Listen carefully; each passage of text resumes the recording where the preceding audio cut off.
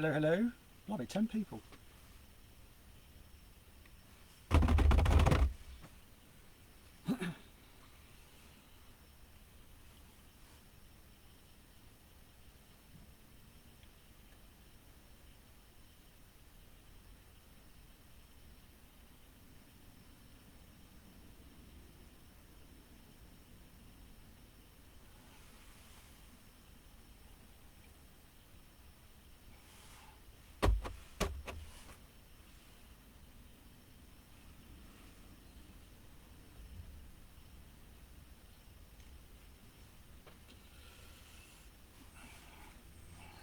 Right, I have no music on, so I'm going to cover any coughs with fart noises, because obviously that's more acceptable these days. Any questions, please ask. I have headphones on, so I am listening to music. If I hear me do this, because I'm listening to music. I'm currently listening to Benny Benassi, one of my favourite DJs.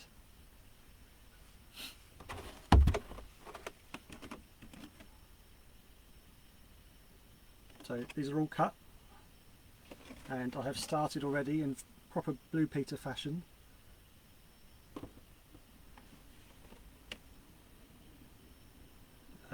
The headlights, rather than white rings, Dr. Jimmy likes orange.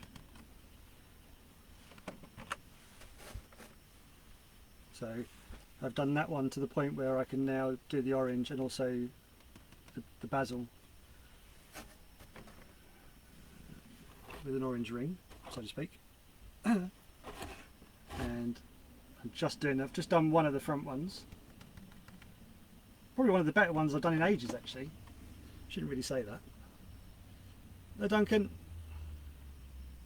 So got to do the same on the other side. I'm using different colour mask sheets.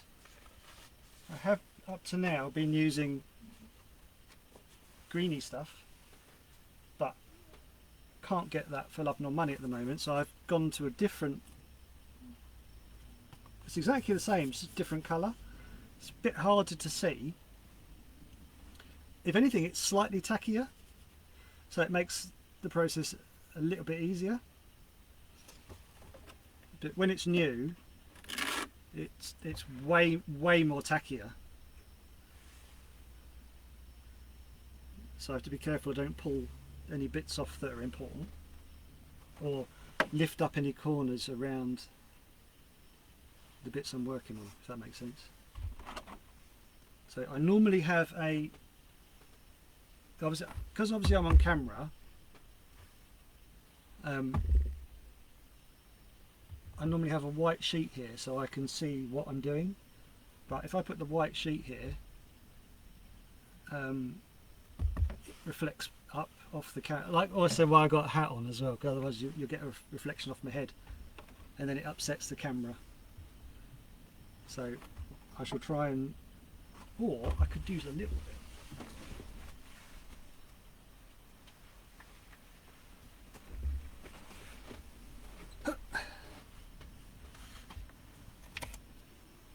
Hi Daniel. Oh, hello. Hi Teddy.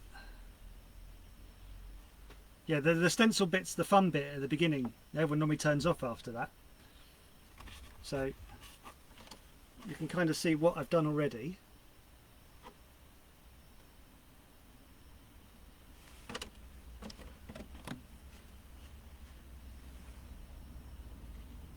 Got wicked shading on this one. Hopefully I can replicate it on the other side. Let's see, this will all now be orange. So I use that. See, that's still reflecting off massively. It upsets the camera. So I use that, and then I've got something to use as a reference. So the grills are already done.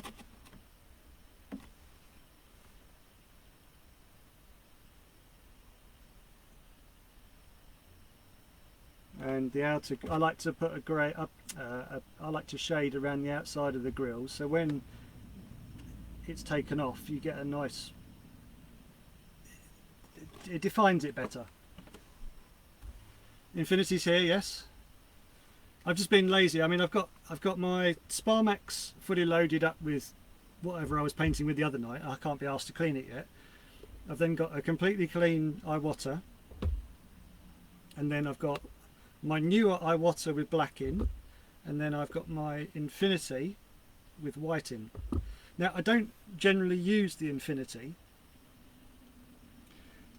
especially, well, I don't use it for detail anymore, because I find I get massively dry tip, and then it clogs way too often. So I'm using it just for white tonight. I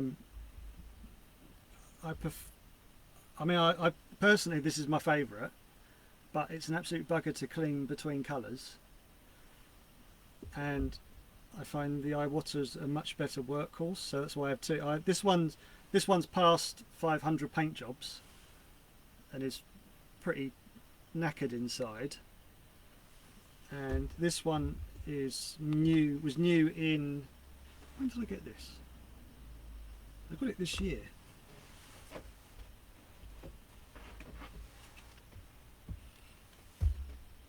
August. So that's the Infinity.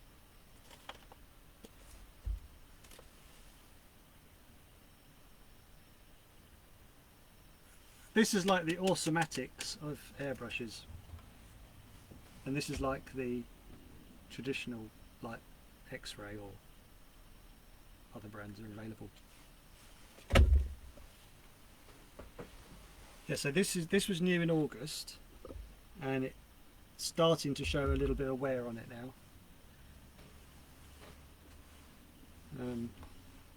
So everything's cut, and on this one I've got reference, I've got every colour I'm using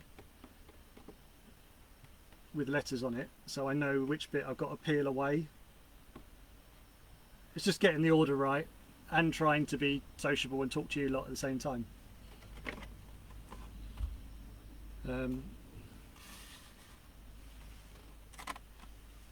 So I'll be using my stencils, the hexes.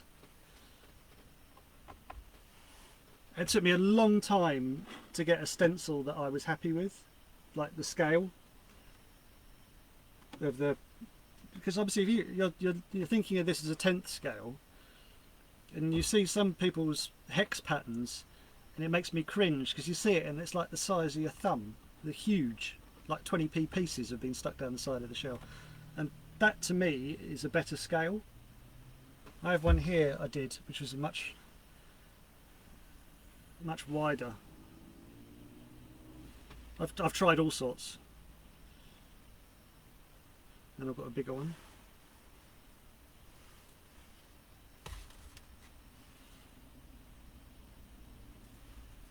But it really knackers the cutter that I use, the printer. So I stick to the smaller size now. And then I've got, I don't know if you can see it, along here I've got ones I've already used. They're sort of stuck, so I know that I can reuse them if I need to. But they generally have a 1, maybe 2 body shell life before they start to lift and bleed underneath, and you get these like little shadings in the hex which drive me insane. So I try and use a new one for each set of shells, if that makes sense. So I've got some on, I've got one, I will start painting in a second, don't worry. I've got one I've already picked out, and then I've got another one here to pick out. If I'm lucky, it'll all come out in one piece. That one didn't as much because there's still little bits and bobs, which means you then stick it down, peel it off, and these little hexes get left behind, which is really helpful. So I have to be careful to make sure I don't leave any hexes behind. And then I've got my circles that I make for my headlights. So that's just a random, I just did small circle, bigger circle, and then made up different sizes. So then it gives me different bits for my headlight rings. And then if I'm using a different scale, I'll stretch them and make them bigger or make them smaller. But it's taken me a long time to, because I've looked at other painters' headlights, and I've tried to make my own style. So by all means use my technique, but please don't copy. These are like my signature.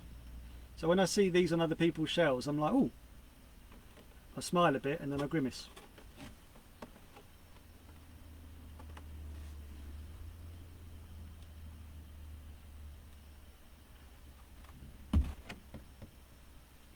Right, so Daniel's got a question. So if you're just an occasional painter and you've got a portable bottle of litre mask, how do you could distill it so that you can seal it back up. Well, what I mean, this is the one that I've nearly finished.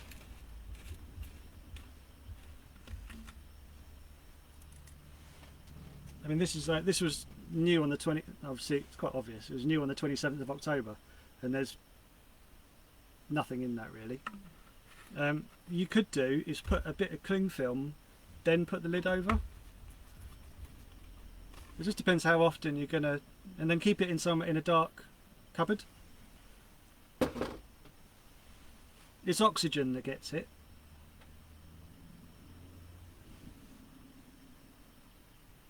Good afternoon to everyone. That's 20. All right, I'll start now. There's 21 people watching, and you sort of listening to me babble on. Right. Errant beard hair there. So I'm using quite low PSI. I don't know the PSI because the regulator's broken. So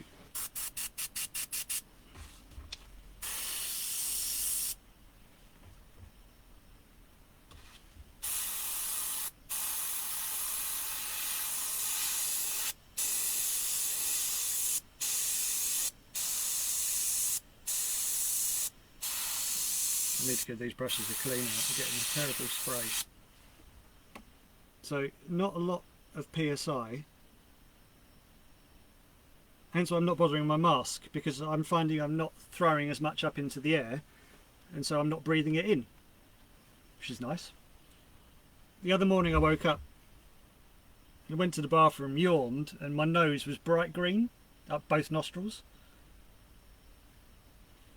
So that can't really be that healthy. So I do have my mask. Very tasteful, no one's going to steal that.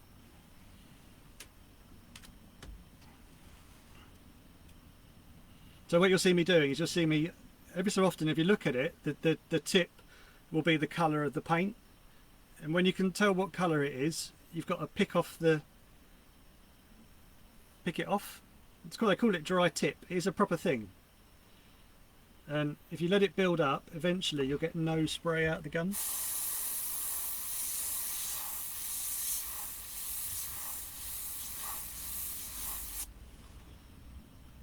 And so it builds up very, very quickly. It's much worse on the Infinity. I find it's much easier to pick it off on the iwata. Anyway, guard off. So needle out. Makes it much easier to get the a finer point, if that makes sense. And then it's just a case of, I try and go in lines rather than trying to do it in one continuous loop. I'll go one way, then I'll go back the other way. I'm bound to contradict myself and say I do it differently, but we'll see. But don't start exactly where you want to. Start a bit further behind in the mask. So I'll just put a dot there if you can see that. And so I'll go from that dot and I'll go in a line. So I know I've got a nice line before I start, rather than trying to start on where I'm trying to start, and it will just splodge out everywhere. So you know you've already got a nice build up of lot.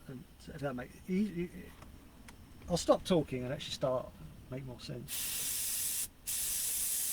And then it's a case of just building up.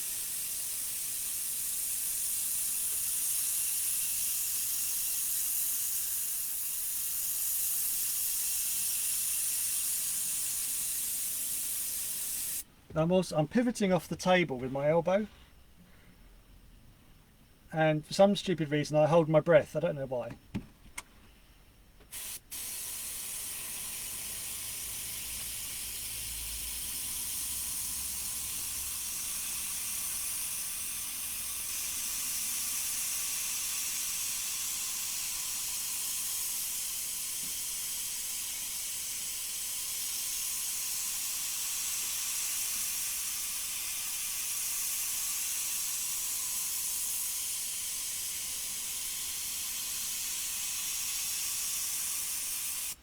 Right, there we are. So that's the outer edge. See, look, I don't know if you can see that. It's actually built up. It's actually hanging off of it now. It's like Gonzo. Its nose. So basically, we're constantly picking away of it like that. I've worn the skin away on my finger now. My finger's got all thousands of little cut marks in it. Painter's finger. There you go. There's the thing. You know, like see mechanics with like proper gnarled hands. I've just got a little bit on my finger. I'm no mechanic.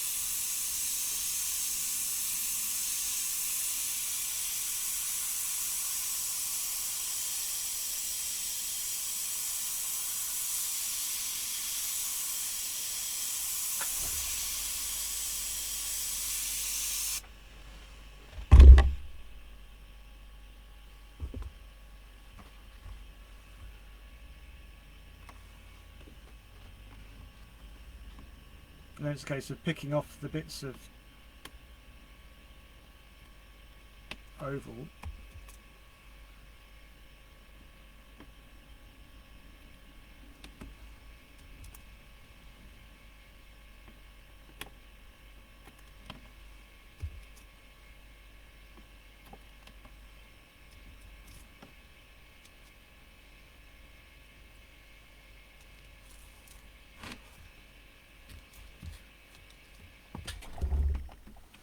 Right, so that's that. Now I've got to do the bit that laps into it.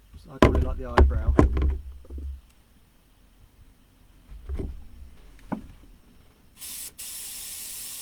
So going back over where you've just been and just filling in the bits of the ovals. There, I'm done. So in theory, that's both those done. So I thought rather than do both at once, I thought I'd start one and get it done and then just do the last little bit of this one so you could see what...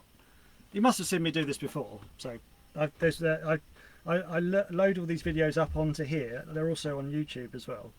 Now that I don't play any music, so I don't get in trouble with the copyright police.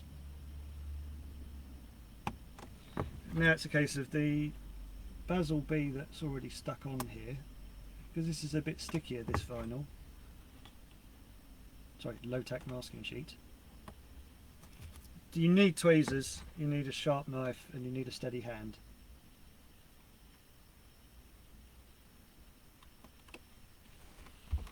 So that is the B of the Basil.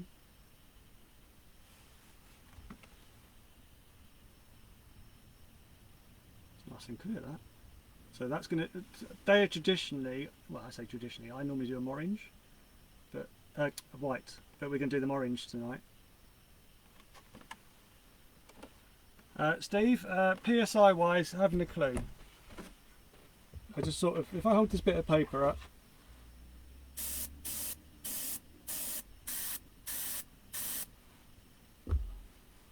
my regulator doesn't work. So very, very little, obviously. And then it's a case of peeling off the other B. I find a craft knife is a very good way of starting to lift the mask, because it doesn't run. You do it with a pair of tweezers and you slide past and you end up scratching a huge chunk of the bit you've already painted. And that's the other one. So now in theory I can do the orange. So I use the iwata that I've not got anything in. Hopefully it's all good to go.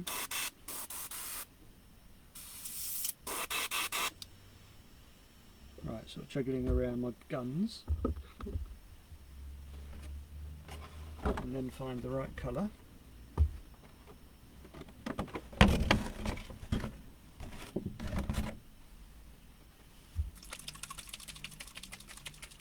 So where's everyone watching from? Scott, you've got snow? Really?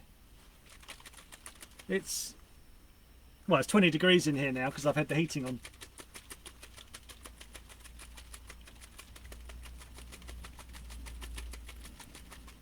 So this is Neon Flame.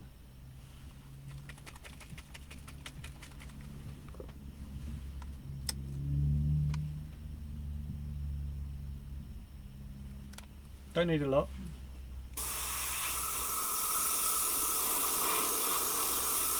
It's good to have a little area where you can test to see if the gun's working. I used to do it on my rubber gloves, but obviously I haven't had any gloves for ages. Wow, I'm all over the place tonight.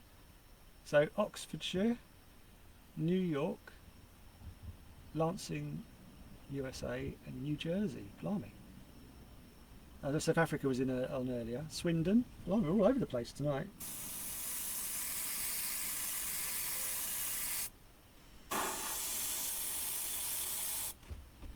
Because this is a different time of night to be doing live streams. I normally do it much later, but my wife was nice to me and said she'd put the kids to bed.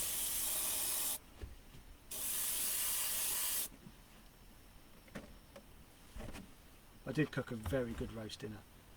Hello, Abby. Ah, Abby! I haven't heard from you for ages. You good? How's Aruba? So this is why I call the world shed quarters. This goes to way more people than I'm comfortable with.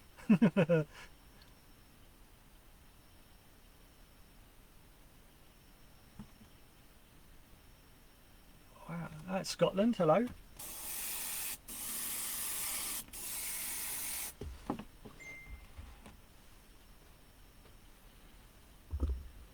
So that in theory is all you need with the orange. You don't need a lot because you're going to back it with white. I'll just rub it in. Is it ever not nice in Aruba?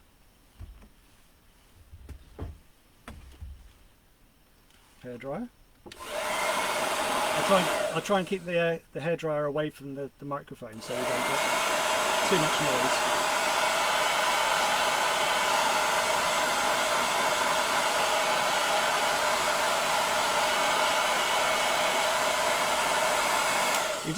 You're not trying to hit it with too much heat, but enough that it sort of, I do the back edge as well. If you blast it with too much heat, it dries and cracks. Hey Nigel, how are we? Nigel, I'm trying to find some bit. I'm going to get the red bit of this. I'm going to try and get NP written on it. I'm going to get someone to engrave it for me. Nigel was the one that very kindly gave me this as a present. So I was going to either call it my fill pot, or I was going to get NP written on it. I don't know yet. So you don't want to hit it with too much heat, or too much. You don't want to hit it too much heat or too quickly because it'll crack, or it'll dry itself and not stick. It'll be like almost like cling film. So then you hit it with anything and it just falls off. So you have to be careful with what how much heat you hit it with. Static, no, I don't use anything. So I'm not the most technical of painters. Some painters you watch and they're like they've got every scientific thing and every tech absolutely nailed down. I'm a bit like, I wonder what happens if I do this, and then if it doesn't, then I try and figure it out. But up to now, touch wood, I've been very good with static. It's not been too bad. I find if I ground the shell enough, it doesn't really build up too much.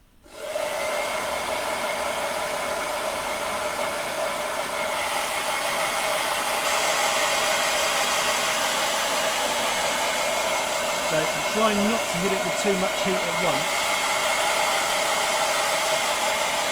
I'm just watching it lose its sort of gloss and go to a matte.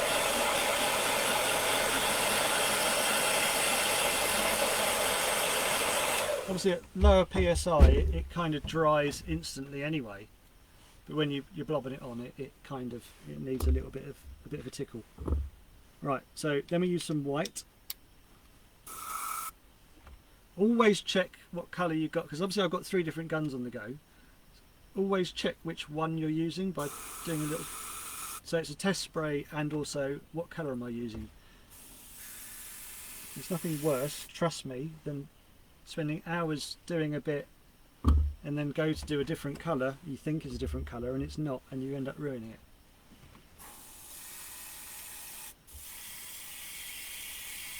That's it. You just want to back it, so it's not. You don't need to use a lot of paint.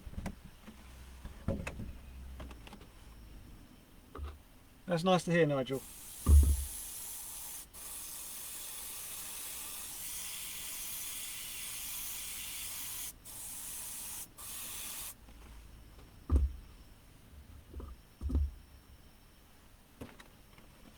Right, so that should be way brighter now. The camera can't really cope with the colour, so it looks a bit yellowy, but it is. Trust me, it's orange.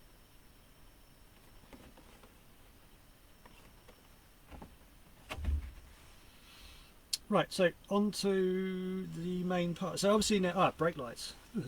I hate brake lights. Do you know what? I should do brake lights first because I hate them, and then it gets them out of the way. I end up always leaving them till last. And I really should get them done and out of the way.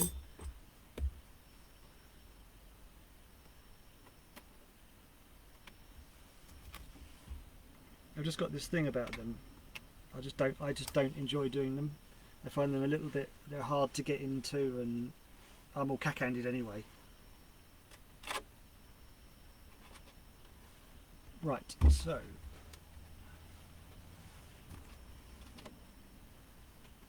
I'm just going to flare up the camera, sorry. So the smallest of the rings I do, hopefully that'll fit in there. This is where your tweezer skills come in. My hands are clean, by the way. Aren't everybody's at the moment? Well, they should be anyway.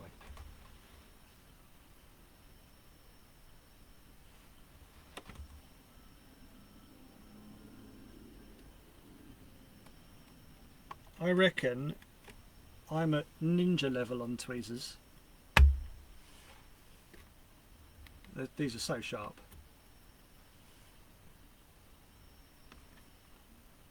I reckon I could do chopsticks now, easy. I've never used them before, but I reckon because I've used these so much. This is probably the tool that you use the most. And trust me, when you drop them and they land on your knee, they stick in your knee. I was like, twang, twang, twang, twang. You have to be careful with them. You will cut yourself on a fresh set. I've got older sets. Those were my personal favourites, and then these are a newer version, but these are just slightly wider. So those are the old favourite. I had to keep using a pair of pliers and bending the needles back to square, because after a while they tend to bend.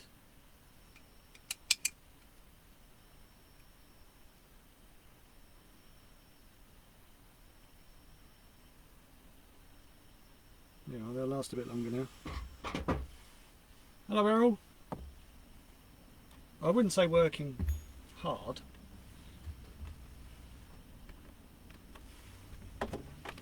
Obviously this is a hobby for me. I kind of stupidly enjoy it. I mean, the amount of hours I sit out here are a lot. So if I didn't enjoy it, I don't think I would I'd be out here.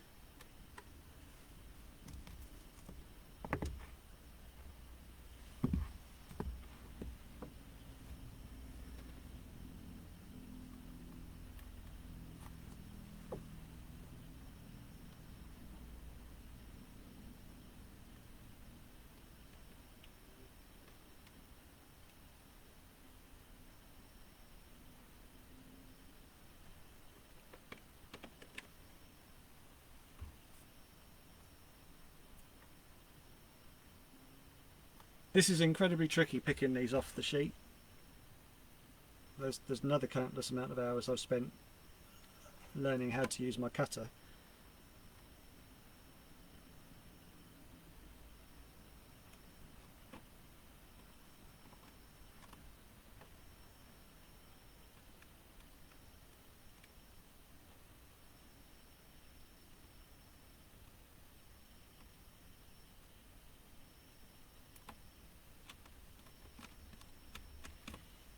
So they should now have ovals. There you are.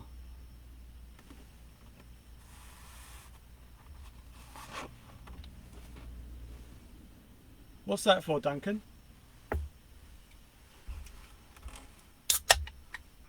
This is an optional extra.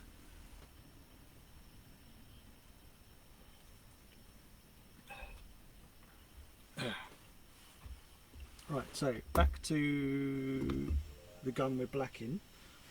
Oh, my phone's going nuts.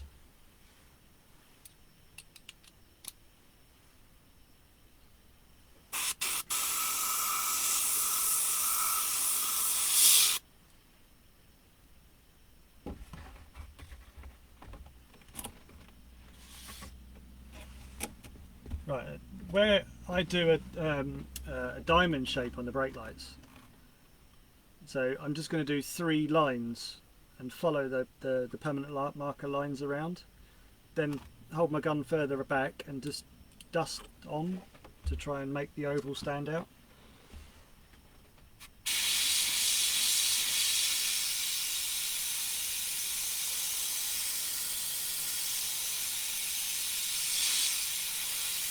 So I'm not trying to do it in one because it's hard to twist your wrist round.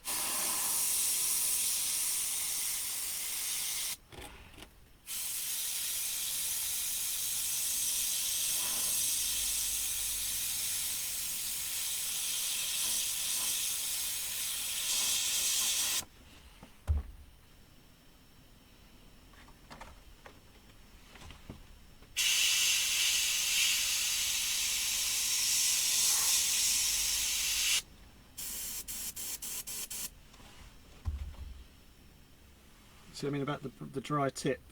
It suffers because I'm using such low PSI. It's not. I think atomizing is the right word. And this paint's quite thick.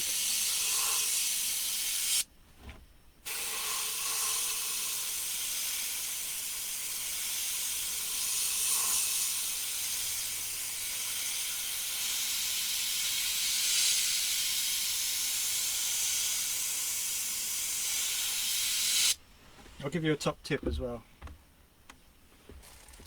Don't bother doing any shading unless you're using detail black, which is the wicked colour. I got a bit greedy the other day and ordered quite a lot, and then I've also got it in white as well. It's a slightly different consistency, it's thinner, it goes through easier, hence why it's called detail. And it sprays nicer, you get thinner lines, you can use less PSI, and it made a massive difference to the quality of my work. So there's a little secret top tip. It's not very secret, I do say it most times. So it's, I even know the code, it's 0051.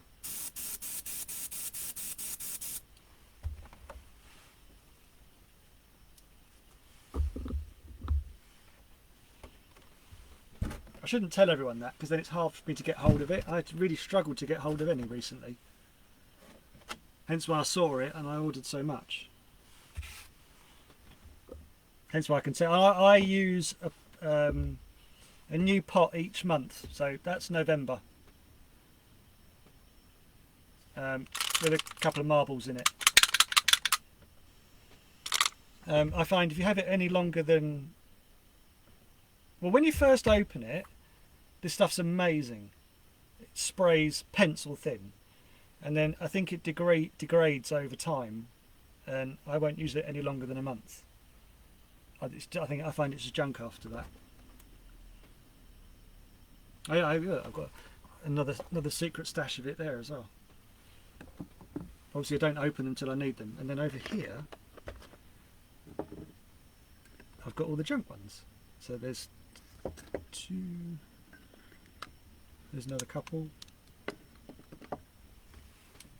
And then I put up the other night.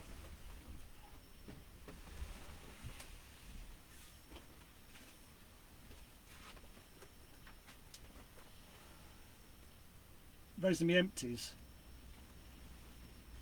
I don't know why I'm scaring myself by having them all to shut. I just want to see how many I sort of go through roughly. You can't really kid yourself. You can't kid a bullshitter if you actually got it in front of you. So it kind of, I can kind of aware of how much I use, and then oh, there's more here as well. But I tend to use a new bottle once a month.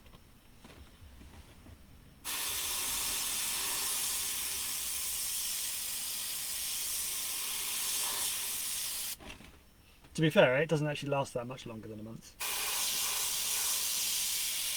But I label it so I don't pick the wrong one up.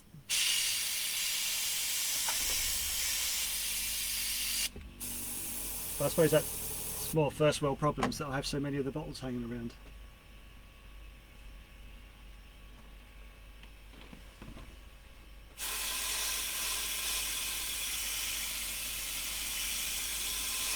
I always find this side headlight, brake light, much easier to do than that side. That's because I'm right-handed. So I always do the tricky one first when I'm concentrating.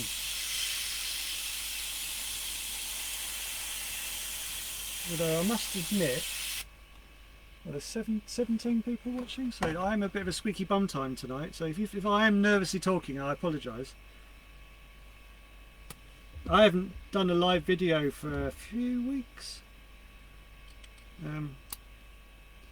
Last lockdown, you couldn't get me off here. I was on here all the time. Unfortunately for everyone else.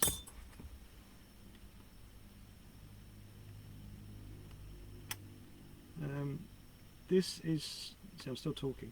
This is shell number 200 and I think 20. That's 21. I'll have to double check that for the year. Last year I managed 228 for the year, but that wasn't a lockdown year, so I reckon I would have been way busier this year.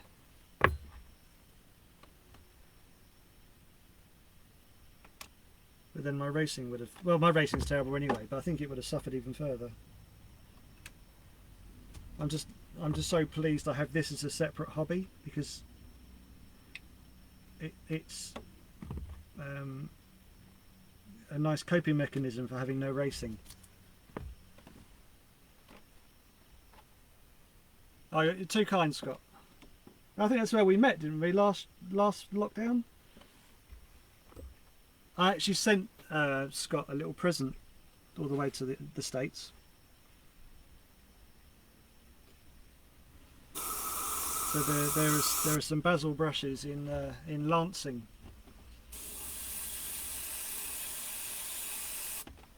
So this year I've sent shells to South Africa, New Zealand, the States, Italy, Germany and England.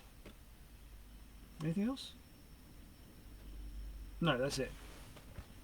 More to Germany than anywhere else.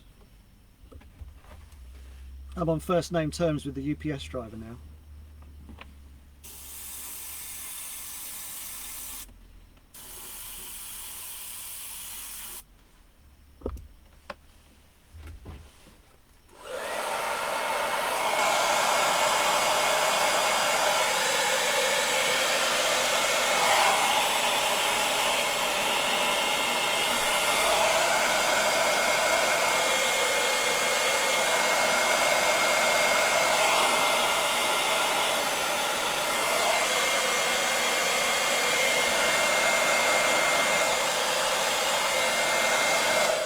do love it when I see other painters painting. Oh, I'll just let that dry naturally. It's like, well, that could be anything up to like 2 hours in the UK, so you have to hit it with a hairdryer.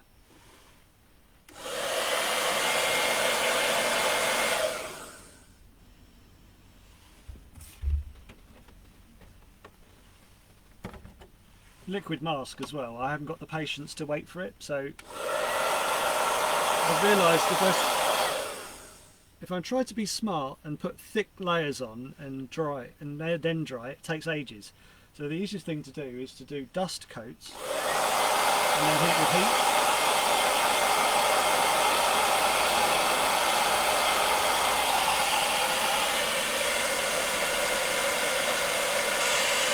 These I masked up last night, and you can still see just in the ridge at the top here, it's still wet. I say wet, it's tacky. So I just have to be careful when but obviously that was just a little bit, just built up a bit too thick there.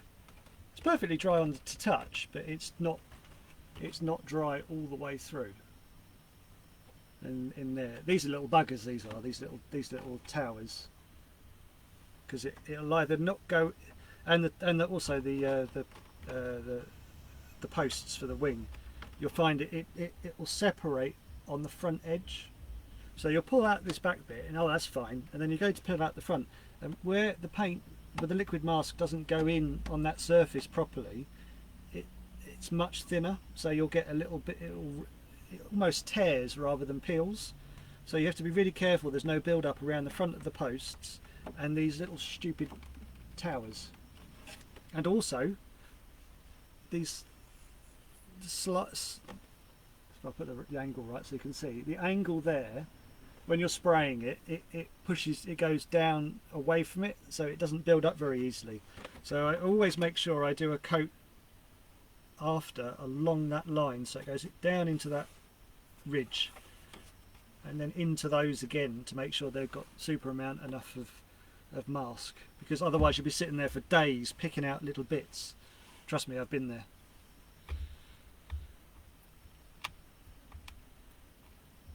Oh, Scott, I don't know why you're watching paint dry when there's racing to watch. I know what I'd rather be doing. Unless you've got like double screens going, then that's all right. Right, so even with this brand, this has got a much bigger needle, but it protrudes further. That dries on that as well. This suffers a lot worse with dry tip.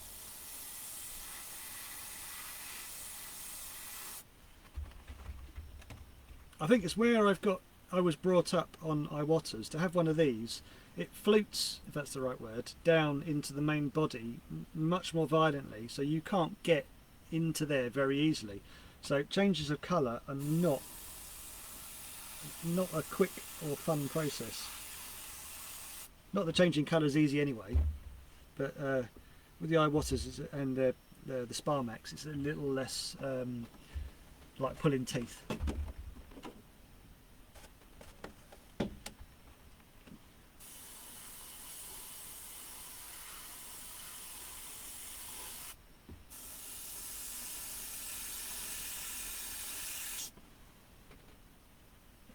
There we are, so you've got your... It will look clearer on the camera later.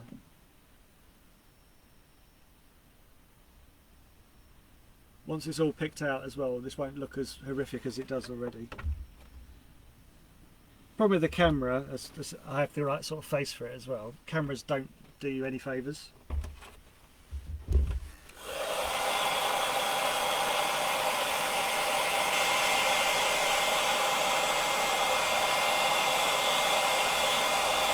I can't believe there's 19 people watching. Normally what happens is it starts off and I'll get to like 15 or 16 and then it drops down to about 6 and then I feel comfortable. So I'm a bit nervous, so apologies.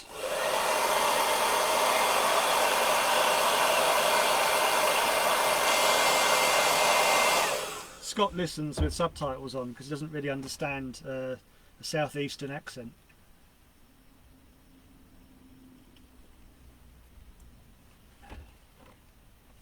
Right, let's do the one with the writing on it so I know which one's which. So now we're going to go to the next. I was going to change my music. This music's terrible. What should I put on? No, don't want that.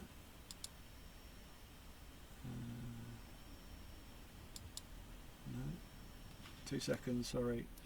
This is very, very professional. I'm going to put on that.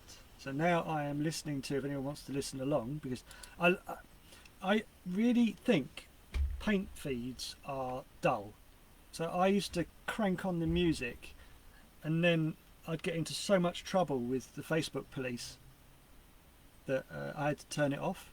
So I'm listening to Santa Ve, V-I-E, live, Mayan Warrior, X Robert Hart, Burning Man 2019. Some dudes dancing around in the desert on the back of a bus. I kind of like it. I would not say I speak proper English. That's me with my bestest voice. Far from it. Right, so purple. So, what do I do? Grey first. Purple, because I'm going to do black grey. Purple, because I'm going to do a black shading. Right, so now it's a case of just picking out all the bits that are going to be purple.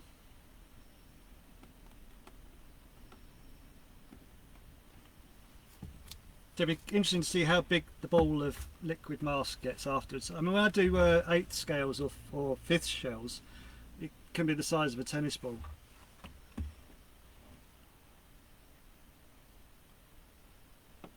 That's yet again of me saying, what if? What will that look like if that gets? So I just work it out or annoy myself. So don't pick from the very point when you're peeling mask. Start a little bit further back and go with, if there is such a thing as a grain, which there isn't. But you're not. See this one here, I'll start at the back of the tail about 5mm from the end and then peel back towards where I'm going, so that it then lifts up the next edge, so it's not peeling the pinstripe away.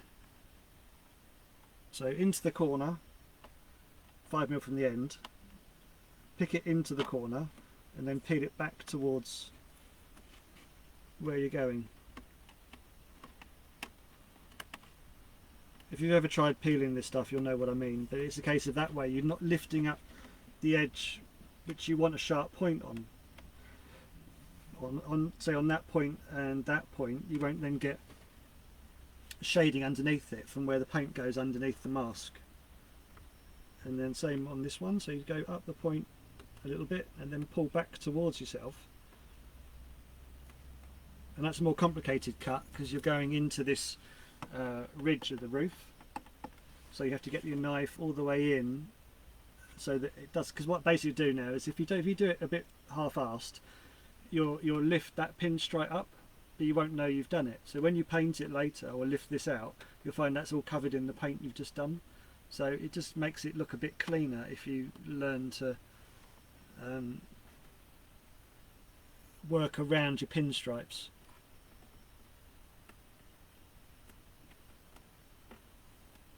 I've been told I have very clean work, which I take as a compliment. I just think it's just basic OCD. I have very weird OCD. It's not. I'm a picture framer by trade, and so I'm looking at balance and if the colours match, and that's why I find painting actually quite calming.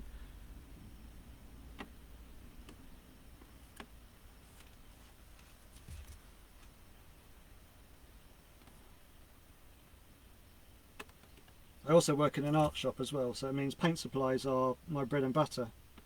And I have a website. I'm not telling you it yet because I haven't got it completely figured out, but I'll be selling stuff soon. There's the hard pitch done. But you'll be able to buy, hopefully, all the products that I've figured out I like, hopefully I'm going to be able to sell. Well, that's the idea anyway.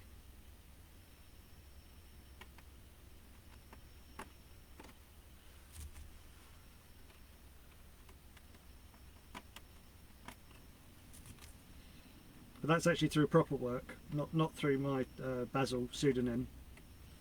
So once I get that up and running properly, I'll annoy you further with it, but that's not for now. But it's not why I'm on here. I'm not on here to sell you paint. I'm on here to try and help you figure out stuff that I figured out on my own because no one would tell me. Because painters can be quite secretive weirdos.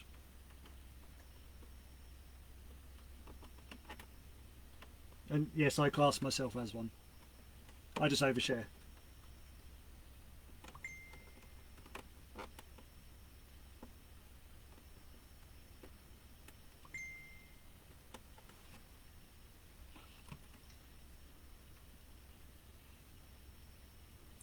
Yeah, Basil shirts. I did try and sell a few, but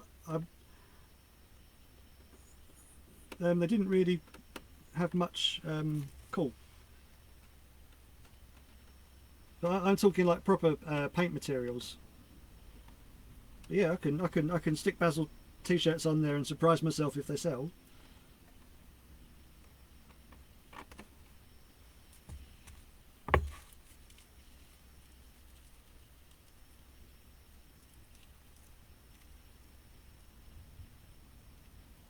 Cool, Scott.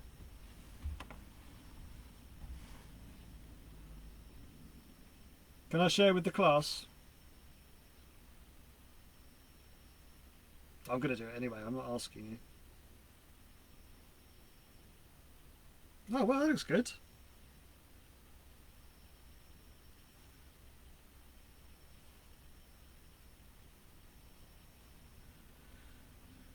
Oh, God, zoom the bloody thing.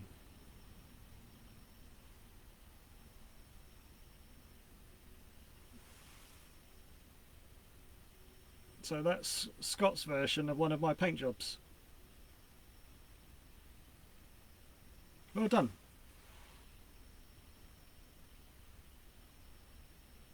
I bet doing the pinstripe round the bubbles was a good lesson.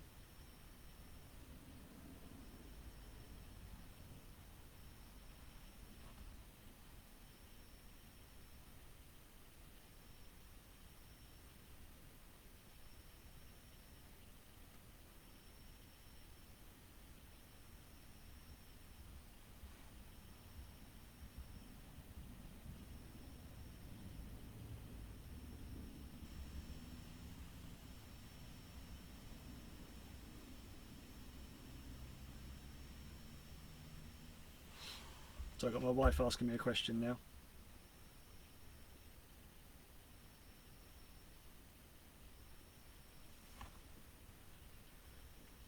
Right, so that's all the purple bits picked out for this one.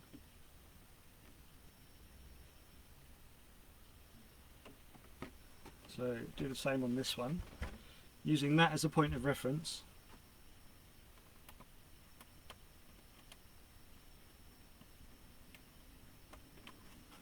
See, me doing the hard sells dropped the numbers a bit. I shouldn't have started talking about websites.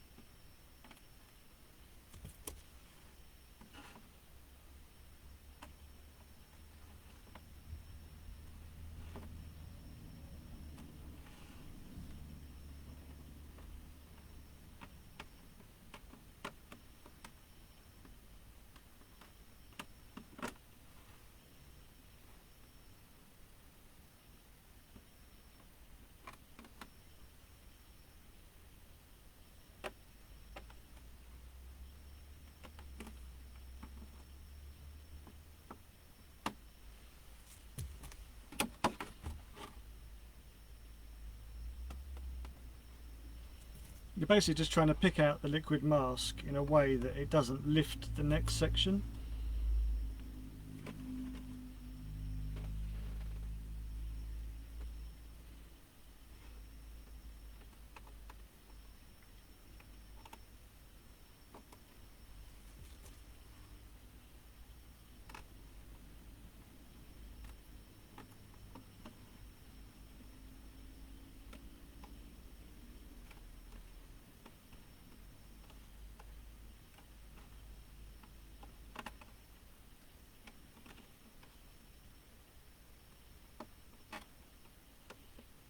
And if they do lift, you can, in theory, pick them back, push them back down again.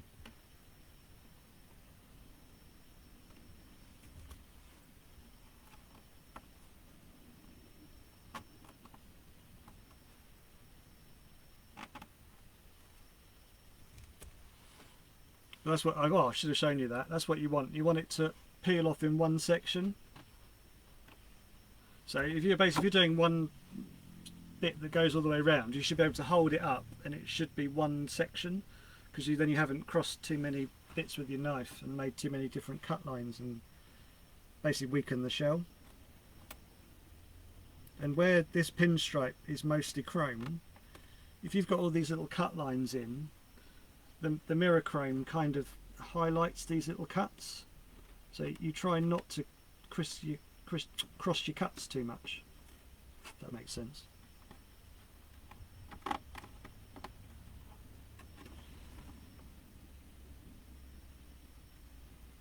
I might have stencils on there as well. I really shouldn't have started talking about this, because I'm not trying to do the hard sell on it. I will try and stock things that I think have made life easier for me. There you are, look, see, there's a section. So that's all the way round, that's all the way from that door up round the window.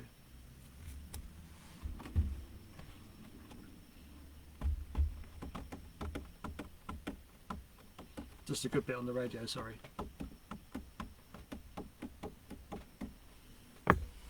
Right, so I'm going to go back to the black gun.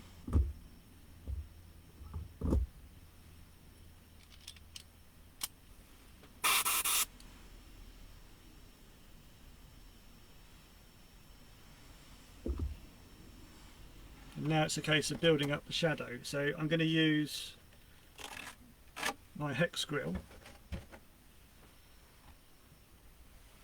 and I'm just going to lay it on there, and then I'm just going to do an arc around follow the line round, like a big version of the headlight basically.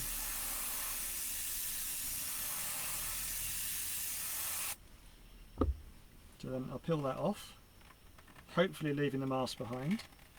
That's it. And then stick it the other side. And just for my own OCD, I'm going to join up the hexes so they match. And then so do the same on the other side of that dome on the roof. Then I always stick it on the wing or on the shell somewhere.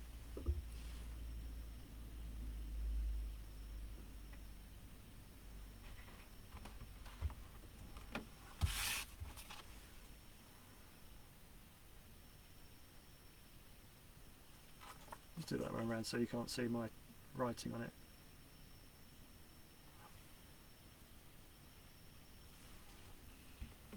Then I'm going to go around it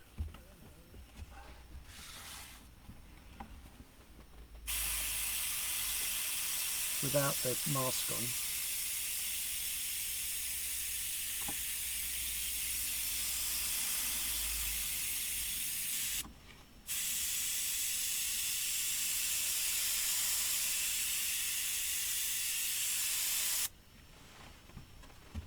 And that's it. That'll be more obvious once I peel out the bits and bobs. And now it's just a case of basically doing that whole thing around the whole shell in the section I'm doing. So everything I've peeled out, I need to go around and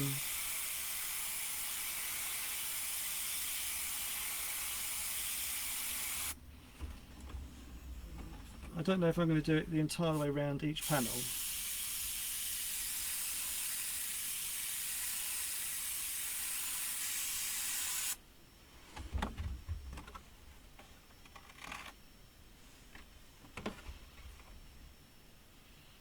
I'm going to turn the PSI up a tiny bit. See if I can help with that. I'm getting a lot of paint on the tip, which means it's not high enough.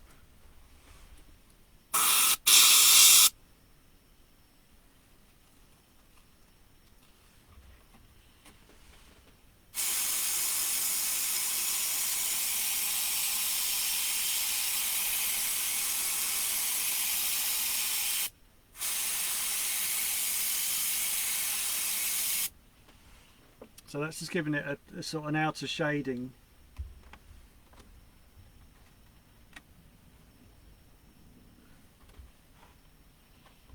Well, Gerard, when I started to figure out that I needed to learn a lot more, nobody that I sent questions to helped.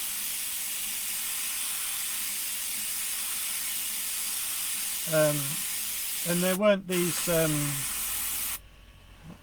was it 2012? So there wasn't really a Facebook group. And so I had to figure stuff out myself. And people I did ask questions to on Facebook, they just didn't answer. And nor did they have to.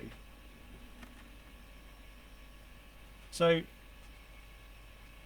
having struggled and figured stuff out, if you have a question, ask, and hopefully if I can help, I will. If I can't, I might know somebody that might know. I'm just trying to treat people like I would have liked to have been treated, if that's the right word. And that's no slight on the people that didn't answer. I get the what PSI question all the time, and I'm actually in a way quite pleased that my regulator's busted, because that question is like, well, what needle are you running, what gun are you running, what paint are you using, what have you mixed it, what thin, how to what ratio. And the question is not oh yeah, I use 15 psi for everything, because it's not an answer. You can't give it's not a one-hit answer. Anyone that tells you it is giving you BS.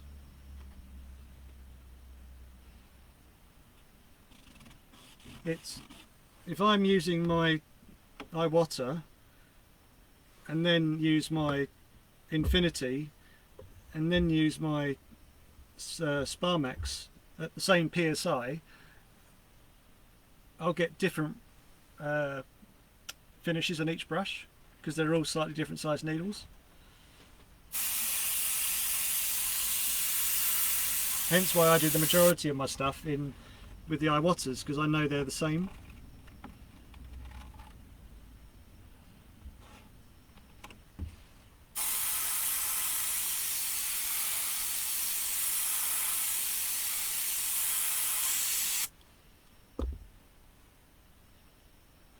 So people asking the PSI question, there's about 6 sub questions you need to ask as well.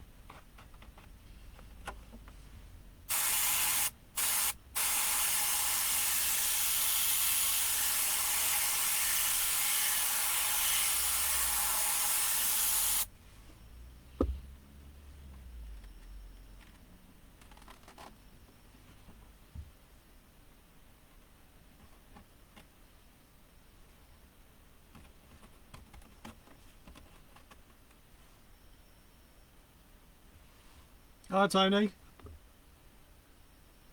How's Aston Martin?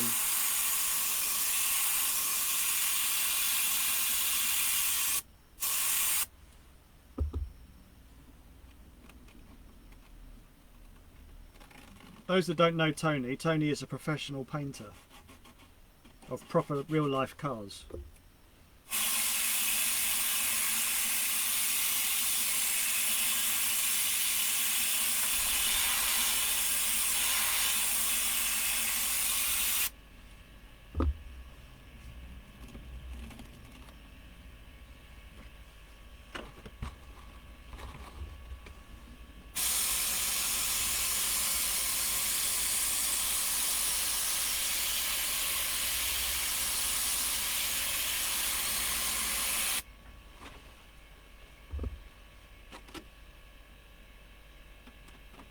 So I'm trying to shade as if the sun was at the front of the car.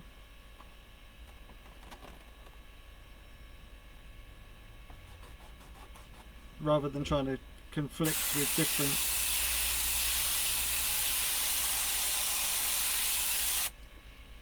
having like both light sources and both shades and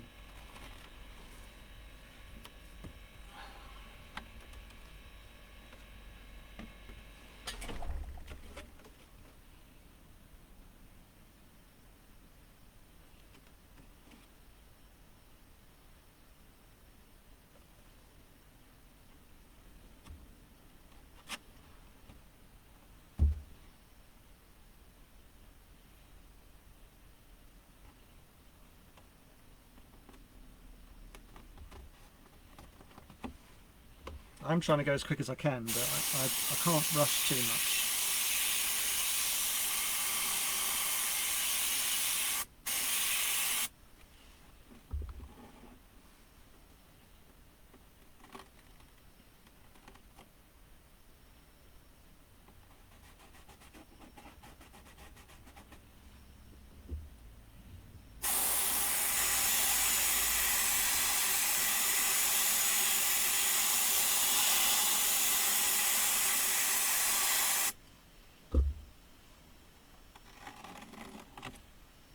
Oh, I just pulled a pinstripe up. I thought this had lost its tack. Nuts. Hopefully that'll go back down.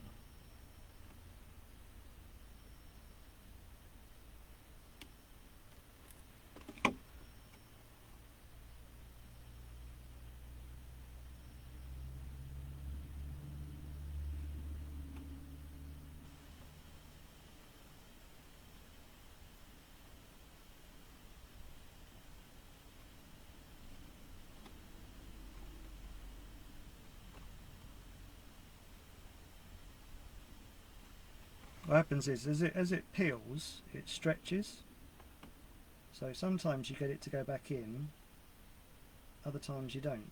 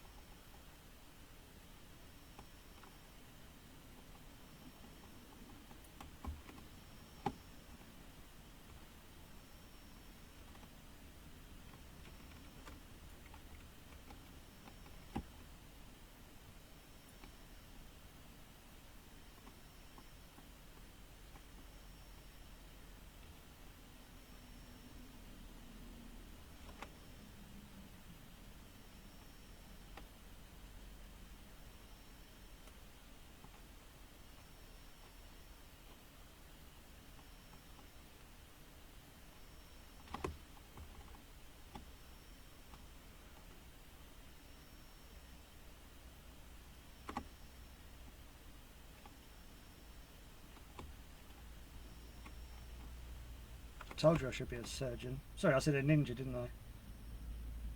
Boom.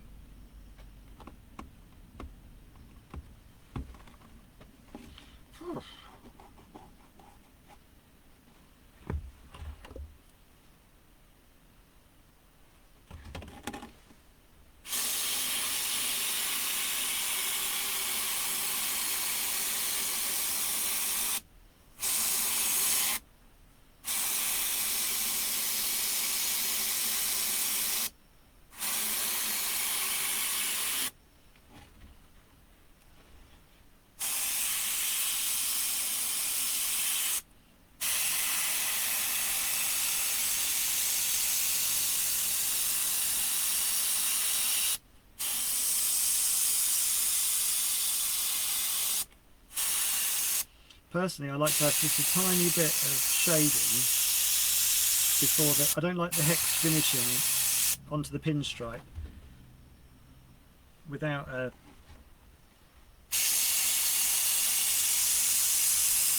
little bit of a shading. I think it gives it a better depth.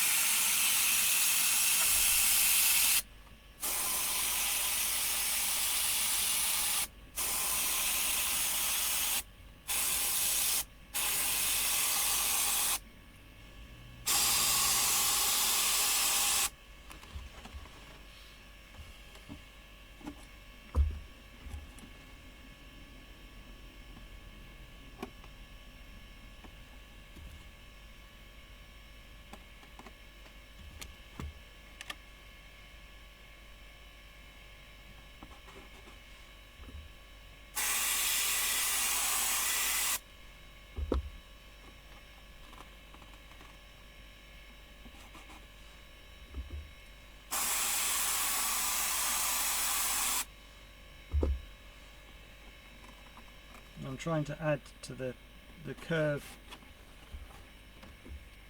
effect by trying to paint a shadow in a curve as well. Does that make sense?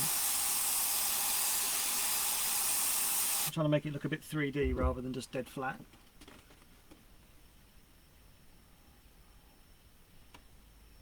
So that'll be much more obvious in a minute when I do the purple. So I've got the front to do, and then repeat it on the other one. So you can see this is a little bit time consuming. I am trying to make this interesting. I'm not trying to make this out to be like rocket science or anything. But it is a bit involved. Then most of the shading you won't see because it will be in the purple. But you know it's there.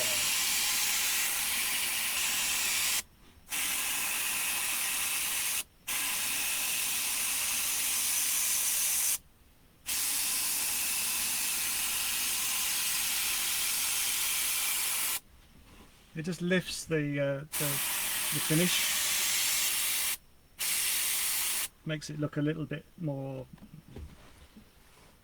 what's the word, alive? That's such a shit phrase.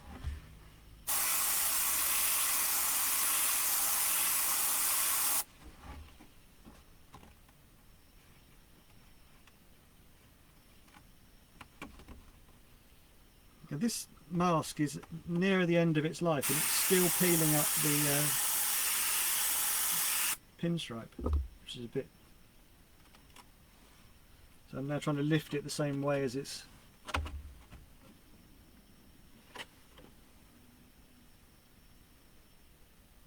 So obviously you mirror side to side,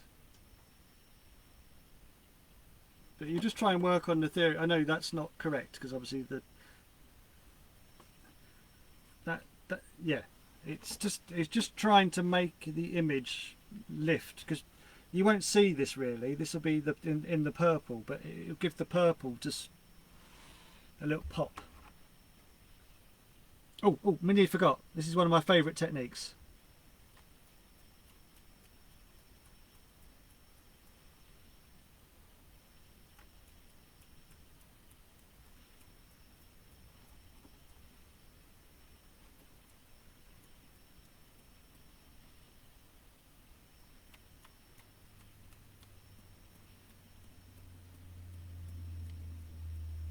the super flicking secret technique. For years and years I was trying to do it with a paintbrush,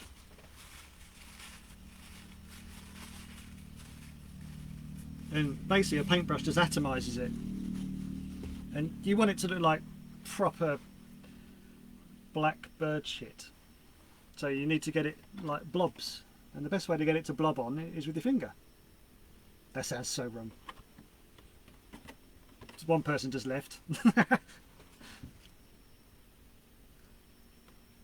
So basically it gives you, as long as you flick the same way,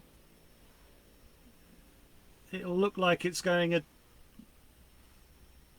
it's going that way. The colour's going that way, obviously, and the paint's going that way.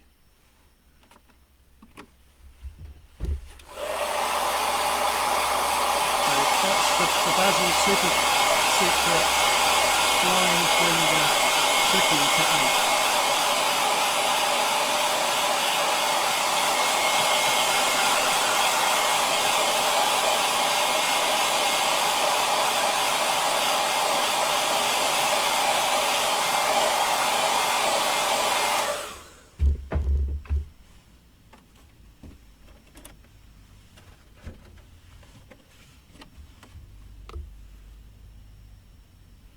You see how my poor fingernail's starting to... I've still got the basil on my finger as well, but yeah, hundreds and hundreds of pin needle flicks. There you go. It's yeah, it takes its toll on my finger.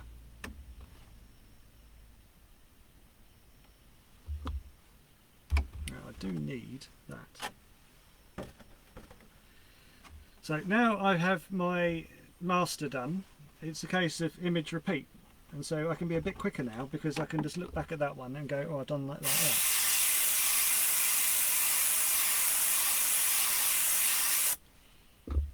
So I have a better idea of what I'm matching. The first one's always the slowest.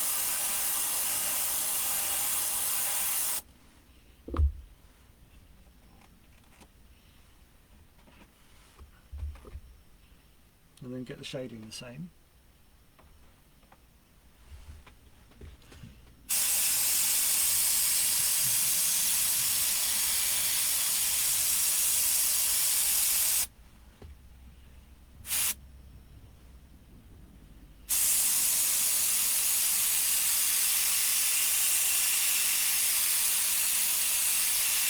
As I said, I'm a hobby painter. There are probably more correct ways of doing this.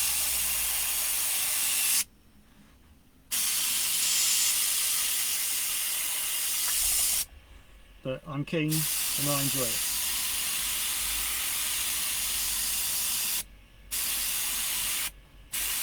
I'm like a less competent Bob Ross.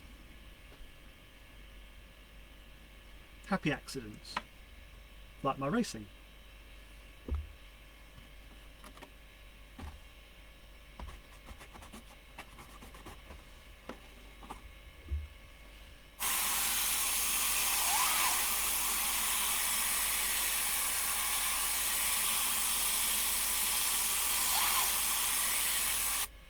Right, try not to lift the mask up again on the pinstripes.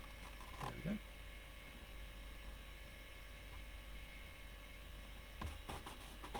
When I had a Twitch page last lockdown,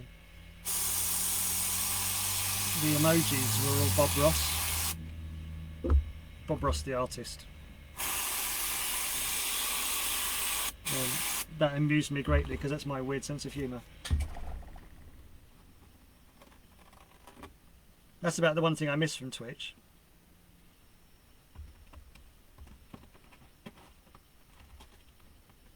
And I didn't get kicked off Twitch. I left Twitch because I wasn't really comfortable with the fact that I was the oldest person and the only male that I ever saw on it. Everything else was teenage girls, basically. You needed knockers to do well on that platform. These knockers aren't coming out.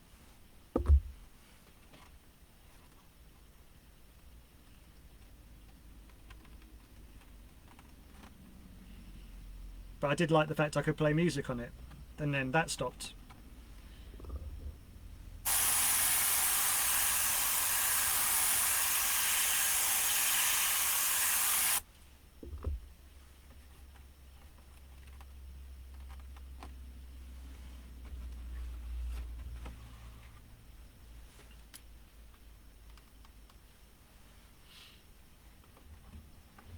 That's more realistic. There's 9 people watching now. That's good. I was a bit nervous earlier with so many people watching.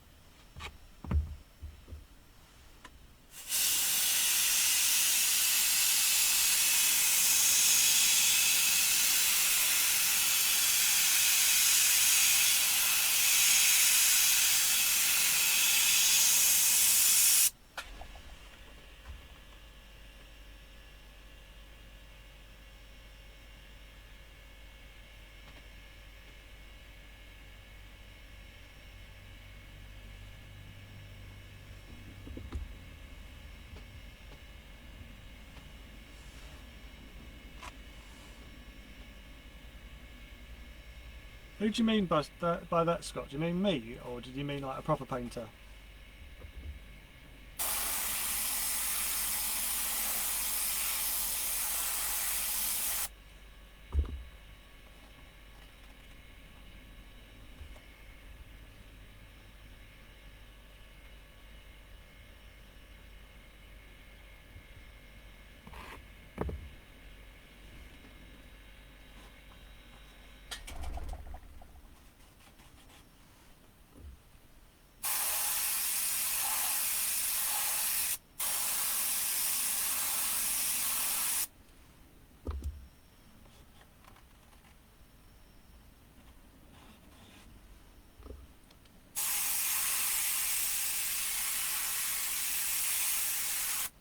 Oh, my headphones batteries are dying.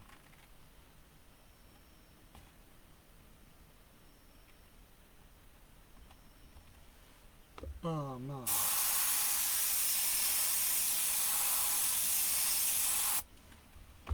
Now, how long is the lead?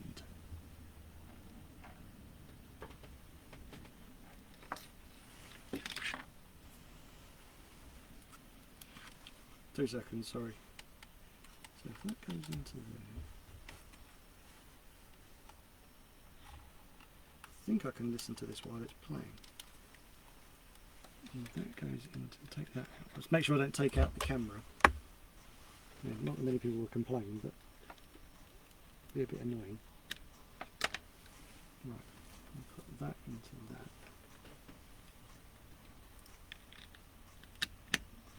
Yay, no one turned off. Right, so now I can't move my head.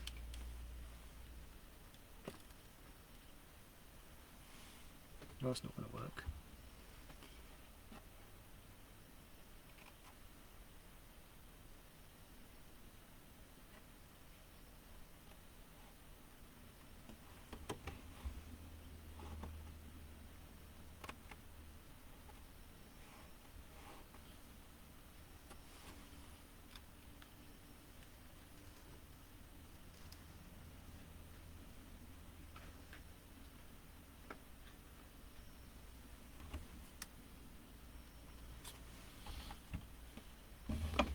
No, that's going to limit my head movement.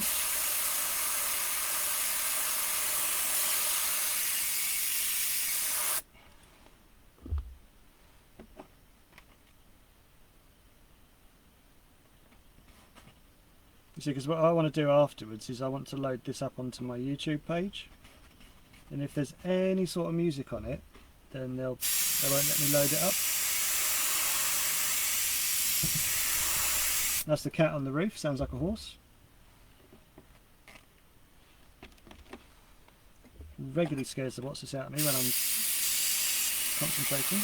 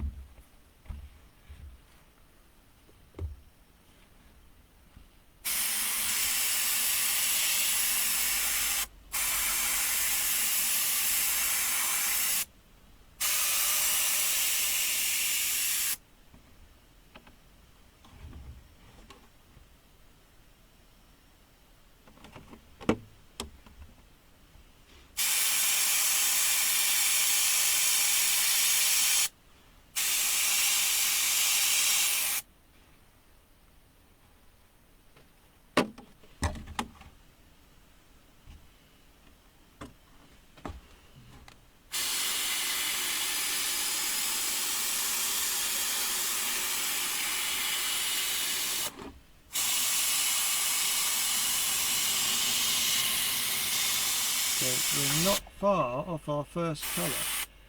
Well, we had orange, but now we're going to have proper colour.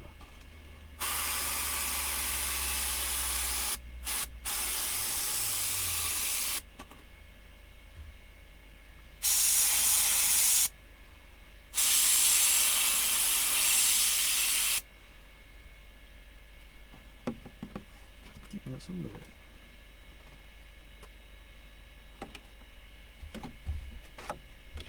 I've got to do the flicky technique in a second. There's a bit here I need to do.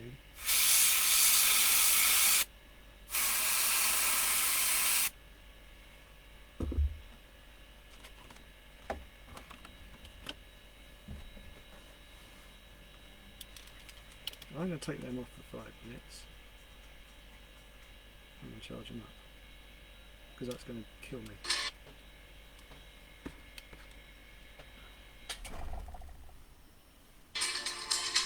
Ah, you don't want that. You can hear what I was listening to. Whoops. Right, so that's how I stop myself from getting bored. I'm probably going to talk some more now. Sorry.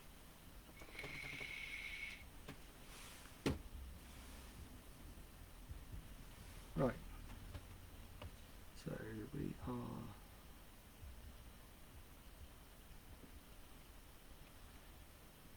This is well weird without music. What was the football score?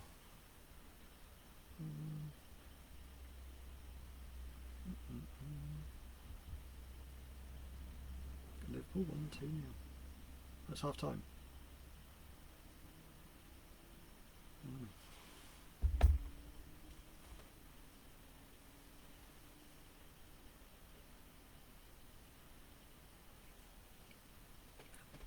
Yes, Aaron, the body painter. The girl that sat there completely stark naked, very blessed girl, and painted herself. I watched that for hours. She was so artistic.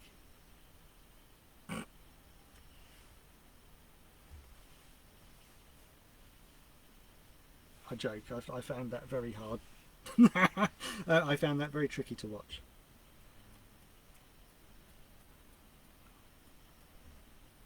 She was a feminist, so she said. I even listened to it. I even watched it with sound on for a bit. Yeah, it was a very hard watch.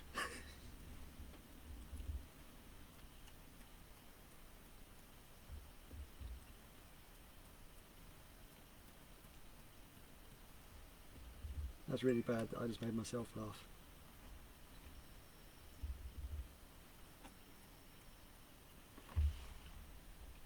Just make sure this isn't the Facebook police.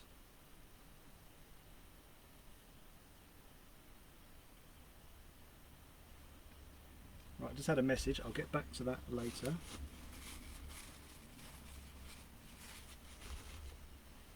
Right, so that's the super flicky technique.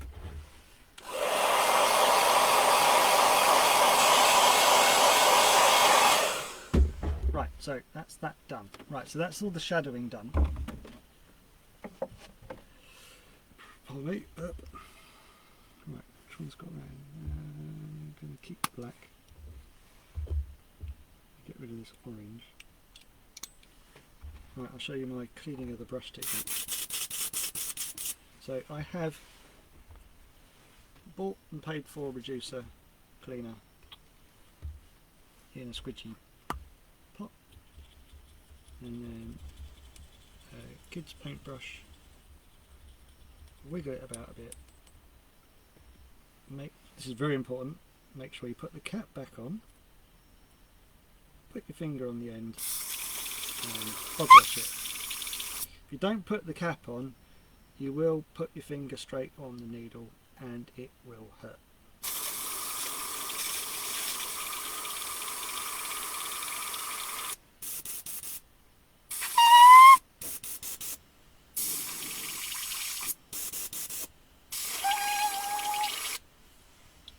Into the spit cup. Bit of tissue, wiggle it about a bit, and then put your finger back over the end and just see if anything else comes out, and you'll be shocked how much paint is stuck between the end and the...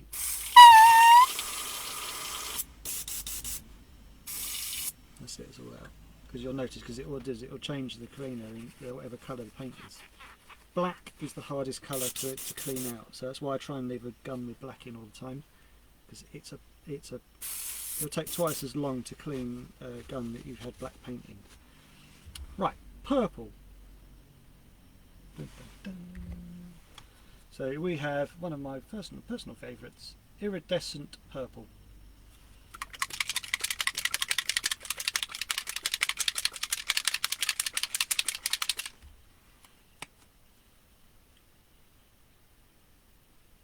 About half a thingy. Can always fill it back up. Always very important when you change colours to spray it a couple of times and make sure there's no colour mix up between the shades. And then splash it on a bit.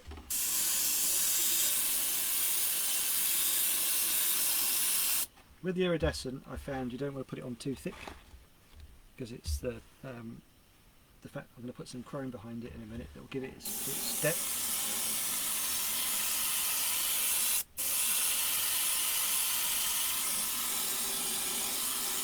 Temptation is to, definitely for me, is load it up, put as much on as you can, but you don't. You want to leave it a little bit transparent, i.e. so you can kind of see through it with a bright light.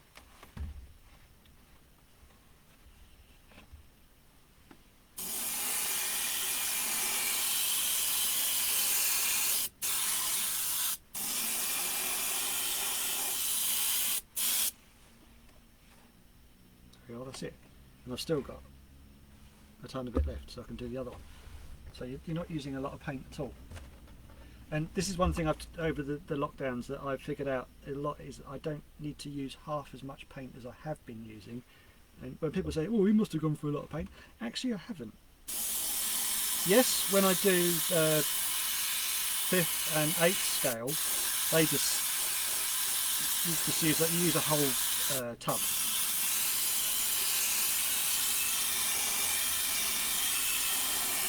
Might as well just open a brand new white and chuck it away after you finish. There's nothing left of the bottle, like per shell on the fifth scales.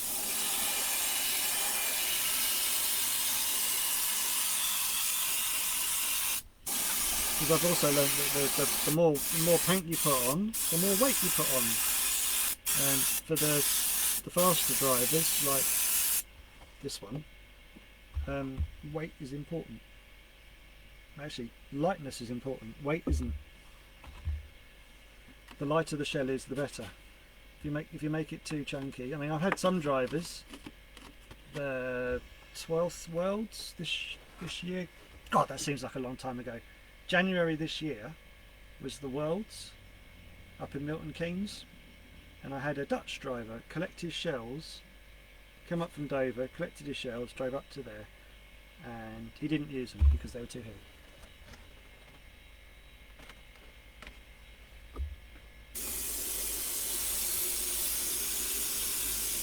But he hadn't told me to paint to weight. And so I learnt a very painful lesson then.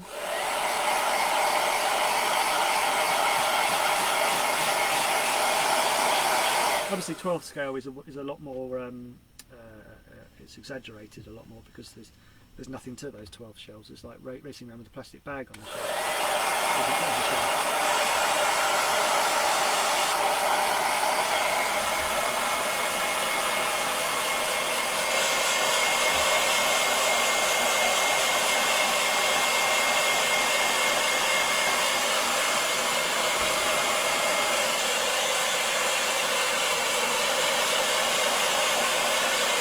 Now in the past I would have probably refilled that, and there's still a good amount in there, so I'm actually going to be a bit of a tight what's it, and I'm going to pour it back in because I don't need it.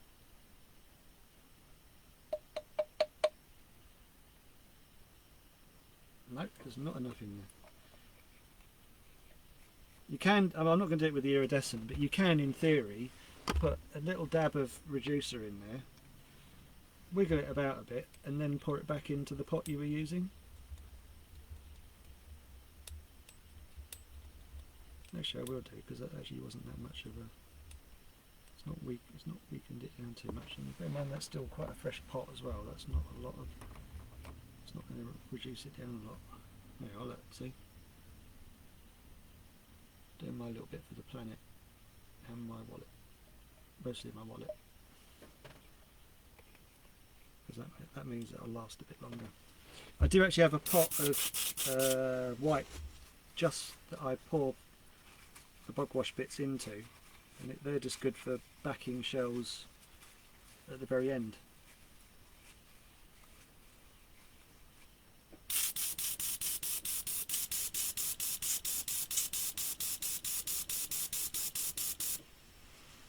No, the LMP12s, I must admit I struggle with LMP12s. They're a real art to,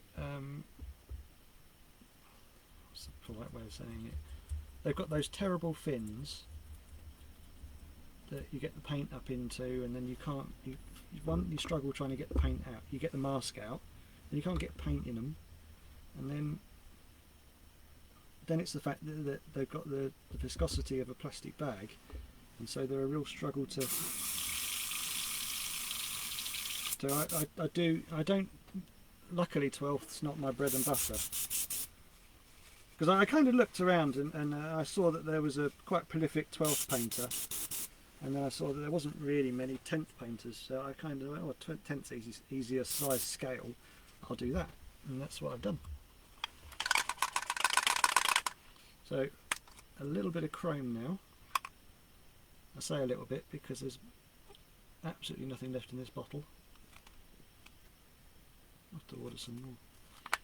Right, to put it into perspective, right, that was a £44 bottle of chrome.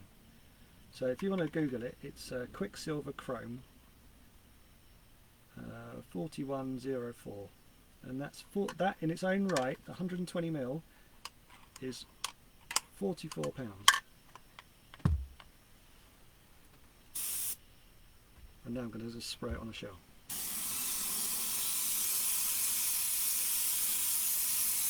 Very thinly, because it's got to do both.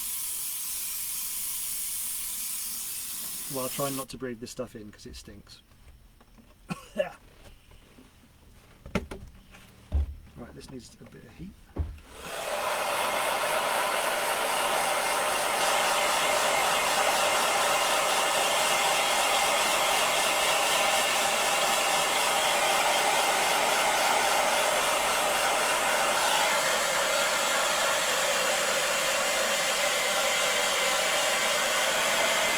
Now the trick I found is that, I don't know if you can see that it's not particularly thick, the purple. So it kind of lends itself for the you can see. Oh, I give up. The chrome then fills in the bits you can, and then when you put the black on it, it gives it a whole different finish.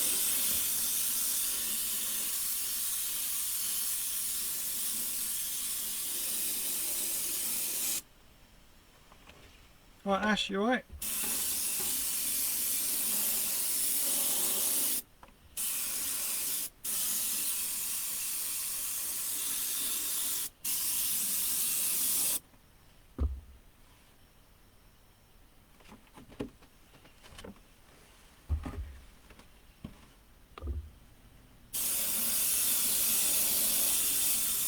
I knew you'd pop up when I started using your purple.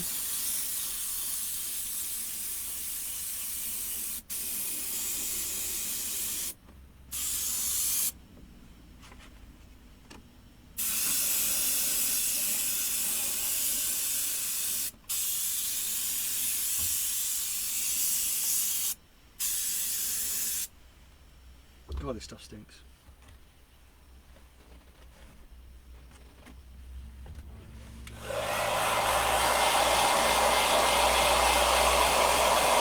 So if you can see that now, he's starting to see a little bit of, the lights aren't very good. You can see that it's giving it a slight, getting a reflection on that. No, you can't see. Take my word for it, it looks amazing. Then again, I would say that.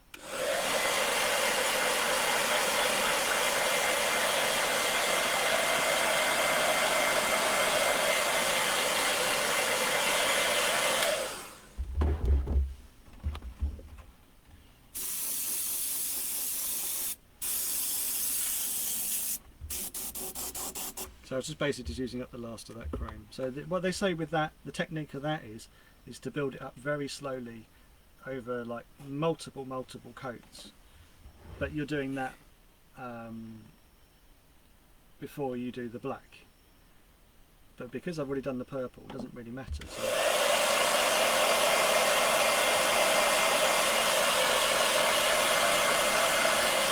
And then the trick with that is when you put the black behind it, it should make the chrome pop, which will make the purple pop, which makes me smile.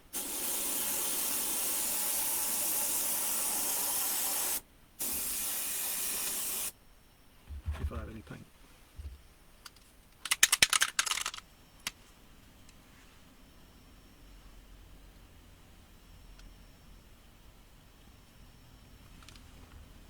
Careful also when you've got the pots open, well, multiple opens and closes. The paint, all the old cruddy paint dries solid, and every so often it will fall in your gun. So every so often, just clean the crud away from the lid of your rim. Rim crud, terrible.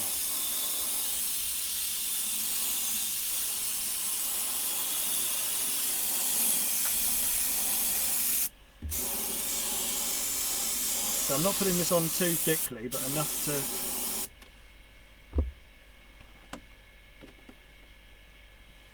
This hasn't actually changed the camera effect for you lot, but that to me has made that a lot shinier. And shiny is nice. Unless it's hairlines.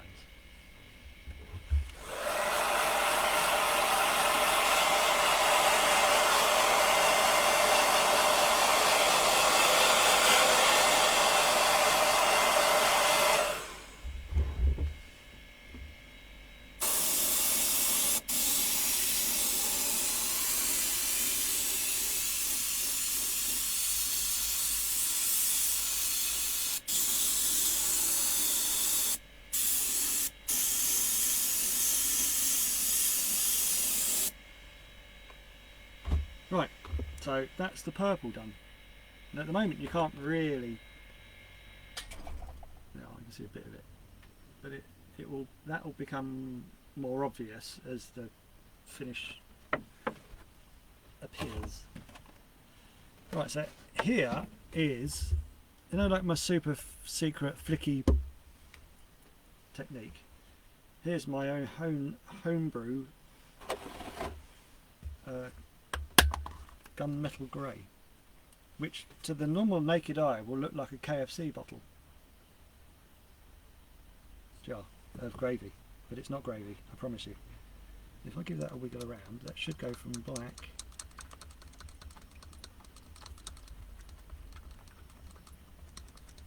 to a sort of posh grey. There you go. If I leave it long enough, the black will come back up to the top. That is black, white, and that chrome, the expensive stuff. Don't ask me the ratio, because I just whooped it in until I got a colour that I went, oh, that looks right. Yet again, as I'm saying, I'm not a technical painter. I just might try and make things look, well, what does this do? Or pretty even.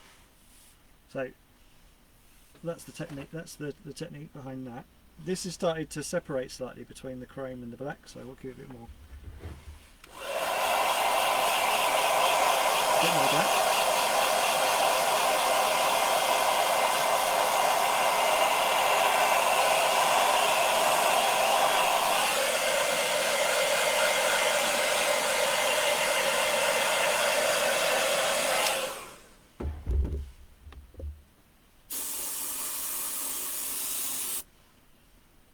I don't know if it's because I put too much, if I've done a bit too much black, or the chrome wasn't totally dry. I've done it here as well, so I've got, it's kind of a wicked effect actually, but it's on the wrong side.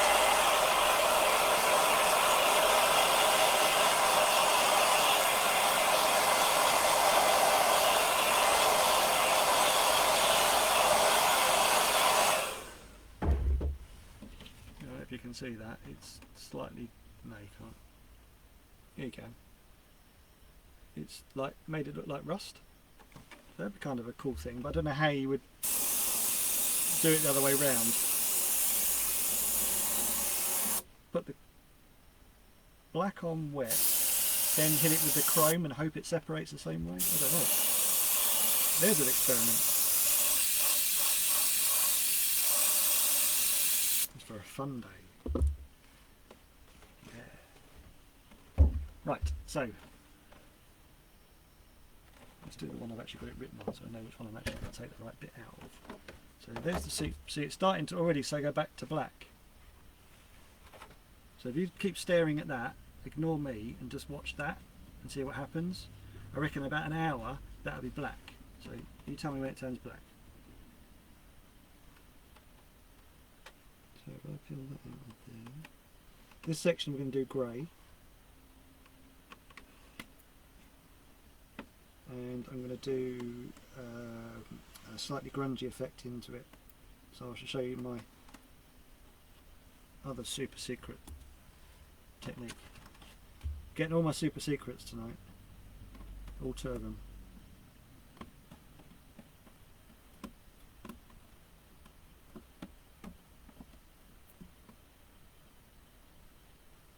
I joke. I mean, I do overshare, but there are other people that don't tell you anything. That's why I call them super secrets.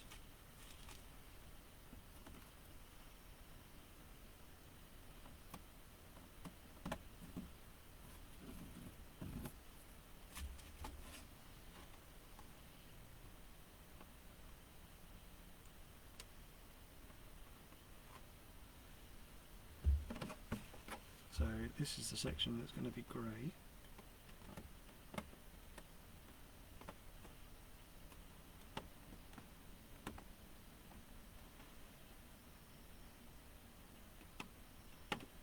So I've got to concentrate slightly and make sure I don't peel out the wrong bit.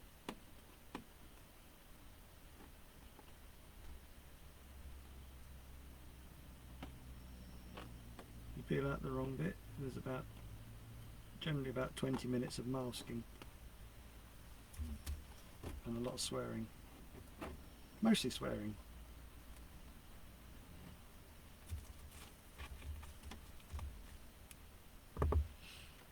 So there's not a lot of grey on this, but there's enough. That's grey, and that's grey. There's one. There's one.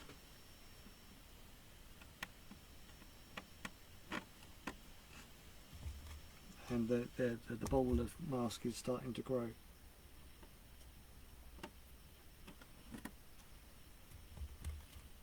So it's starting to go black again. Look.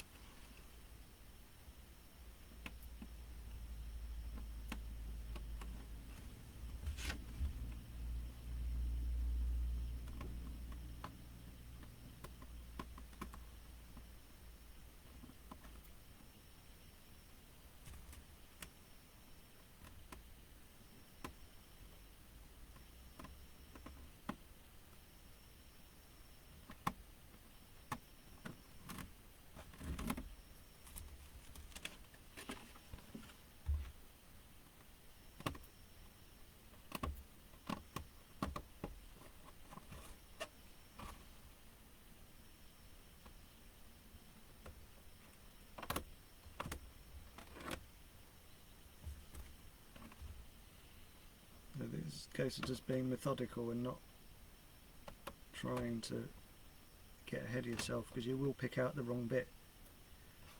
Trust me, been there. It's just when you start to, oh I can, and then you, yeah, oh bollocks, I pulled the wrong bit out. So you have to be really careful what speed you go at. As soon as you start rushing, it all goes to hell in a handcart. You know, you get these people, they don't believe you when you say, oh yeah, I spent 16 hours on that. They're like, sorry, what? They think you're lying. So there's kind of another reason why I started showing the process in the first place, because I didn't think I was being taken seriously when I said, oh yeah, that's 12 hours work. Or 16 hours work.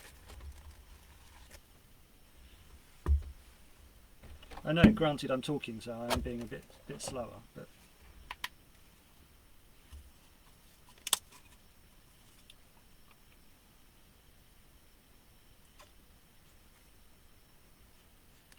so that's the normal reducer. I just put it into this little squidgy cap. I find it might give a bit of pressure and it comes out a bit quicker. And I've got another one there. One more bit. Actually, have I got any more? I might have to order some more. I go through reducer like underpants, at least 1 or 2 bottles a week.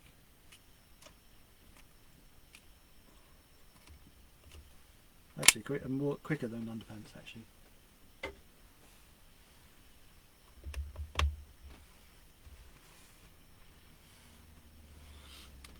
Right, so we are now going to I'm going to use that gun.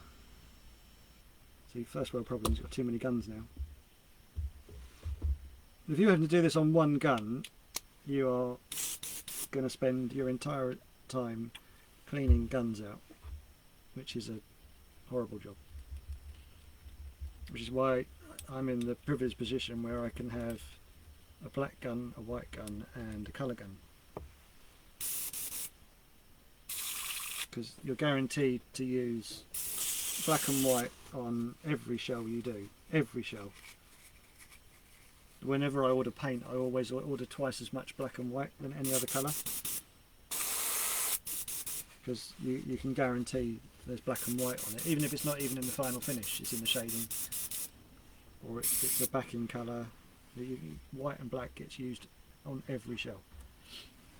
Right, so we're now going to use the super secret silver, sorry, grey, which should look gunmetal. Oh no, wait, I was going to do some, I'm getting ahead of myself, sorry. So what I'm going to do, I'm going to do a heavy line of shading and then drag a paintbrush through it.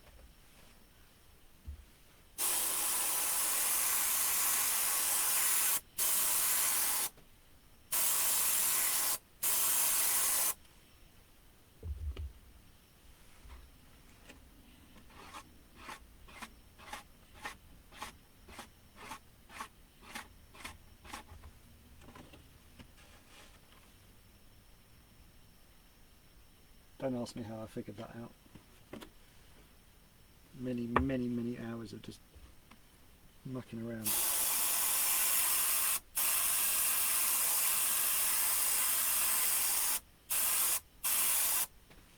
And it makes it look like it's... Oh, you can't really see on this. It gives it like a grungy effect. You know, like Batman cartoons where they've got like this weird shading through it. Sorry. General cartoons. I don't know if I can do that on the other bits. I think I was going to do it on this. That should look wicked with the grey. I just don't know if I want to do it on the rest of it. Let's try it.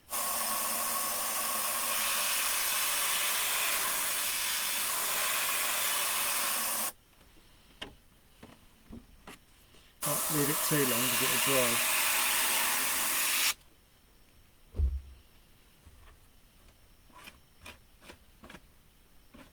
Careful not to pick up the rest of my pinstripes. And this is a not a special brush. It's just an old brush that's started to dry out. Available from all good art material shops or websites that are being built currently.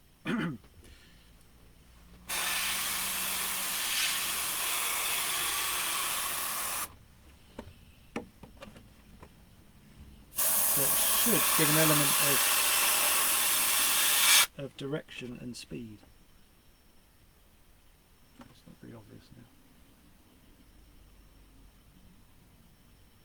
No, I'll give up. That looks wicked though, I quite like that. There you are, so you've had two super techniques tonight. That's looking wicked, that one. That one's alright, but that one's pucker. So as long as he's turning clockwise, then that's going to be on show a lot. Oh, I like that.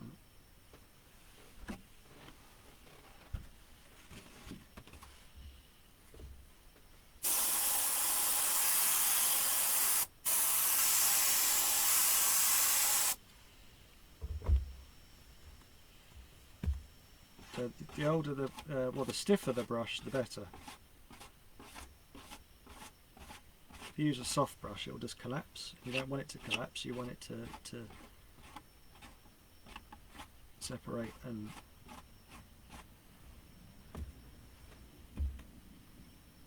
be slightly firm.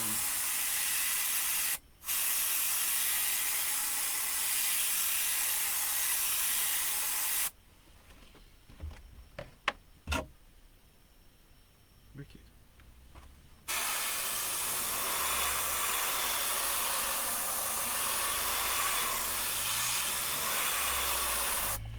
I'll do one side at a time on this and see if I can, and also I've laid a bit more paint on it.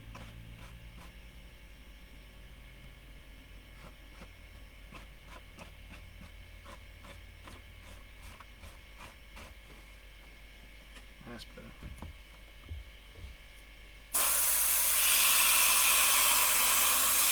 That's how I used to shade about a year ago. put an absolute ton on and wonder why I couldn't get a nice sharp finish.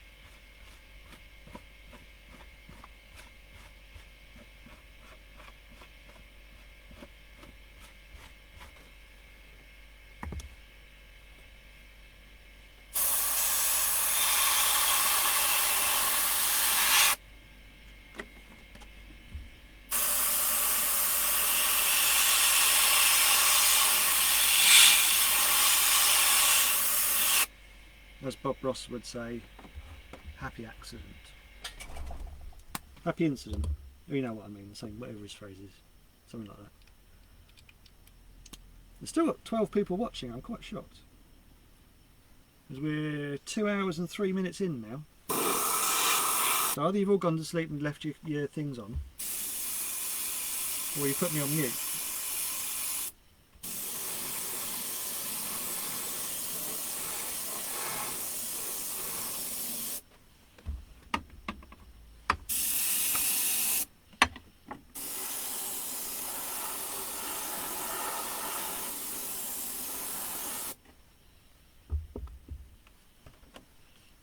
Now it's more obvious as to what I've done. So you can see you've got like this slightly, you can't really tell on this yet. When the next section comes out, and then that's going to be bright yellow with orange. So that will stand out with also a chrome pinstripe. So that's going to stand out quite nicely, I think.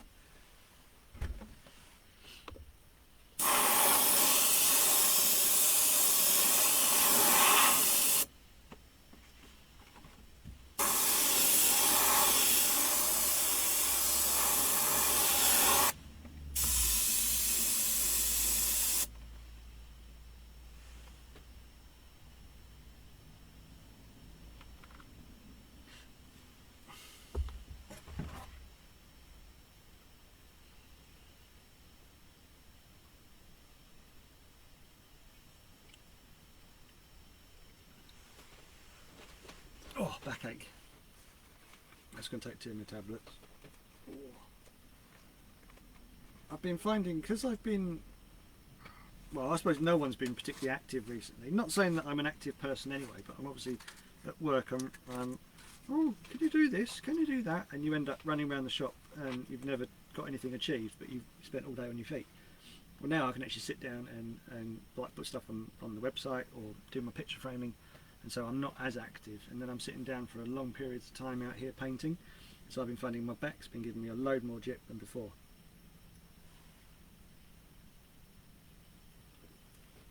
I'm on medication anyway, so that's fine, but well, it's not fine, but it just means I take it a bit more regular. Right,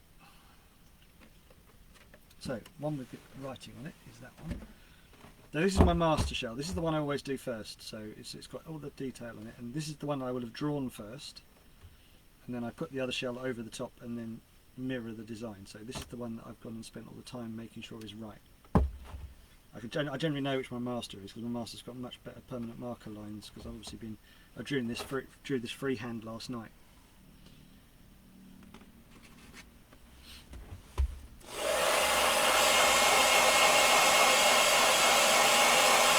When you're doing like a batch of 3 shells, it's always good to go back to the first one.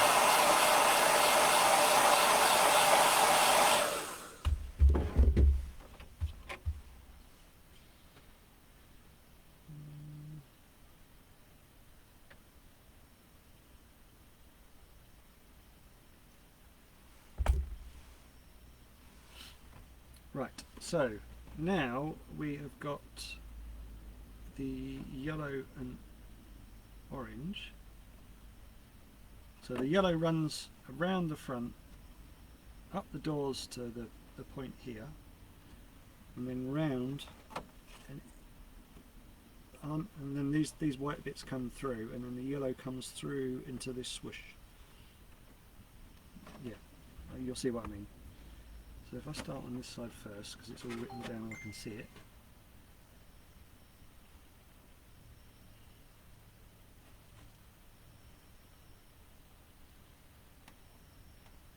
And it's generally easier to see your cutting lines after you've got a couple of layers of paint on the car.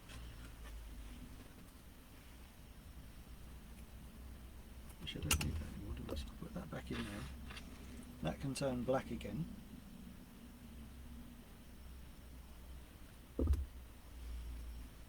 See, reusing gravy pots from well-known fast food restaurantes.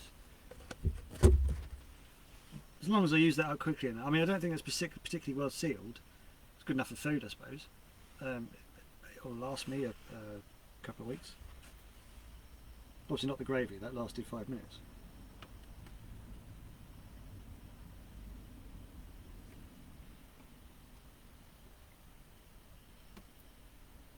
So it's kind of easier to see where the cut lines are now.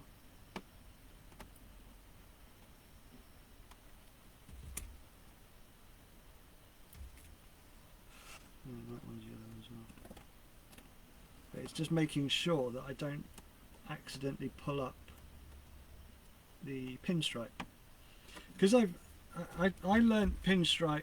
I'm going to say the proper way around, but I don't think it was. I would draw, cut, pick all the pinstripe first, then paint pinstripe, then move on to everything else.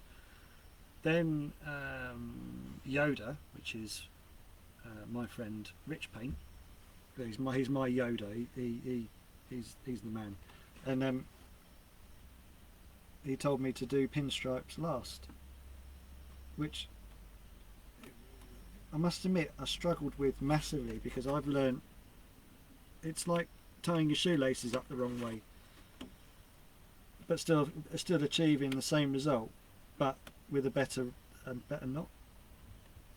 That sounded backhanded, but I know what I mean. So you'd normally, with the way I was doing, is you peel all the pinstripes out, spray it, and then move on to each colour. So it's basically like painting by numbers then, which it still is anyway.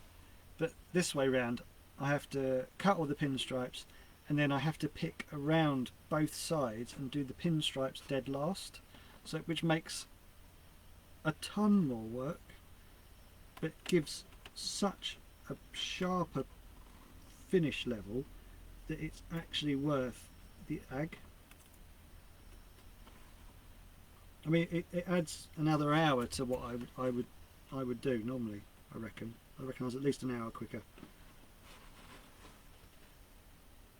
at least.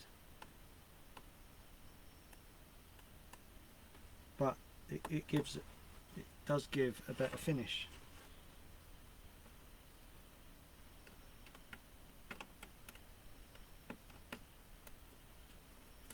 I do want to go back and try one the old way though, but I'm worried that I won't come back to this way again, because this is a lot more aggravation, but the finish is better. Then one of my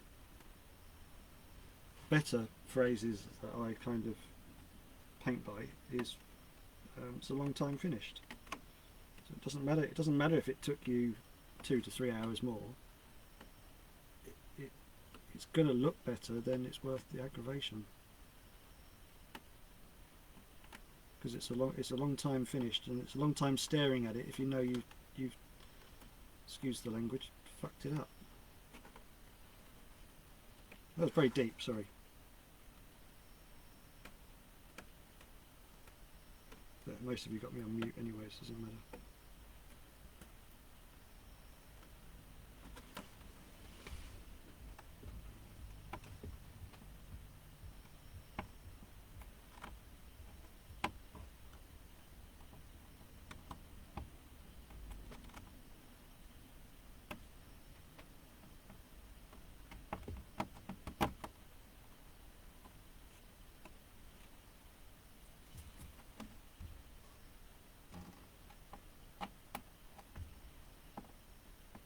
So now this is we're now going to do the process we did for the black and the purple. We're now going to do that, but in orange for black and yellow for the purple. So if that makes sense to you, so you can do all the shading in orange, and the final colour will be yellow rather than purple. So once you kind of nail one technique down, it's just a case of just getting your colours right.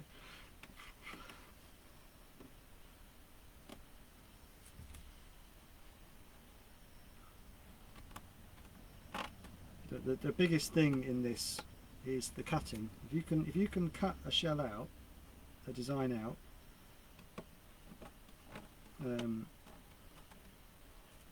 the painting's the easy bit. If you can cut a decent shell, you'll paint a decent finish. If you can't cut for shit, it doesn't matter how good a painter you are, you'll have a rubbish finish. So it's worth the knife time. I do at least, there's at least an hour's worth of cutting on each design, at least. In fact, I've now started to, not today because obviously I had time this afternoon to cut them, but I'll cut them at a different time before I paint them, so that I'm not rushing.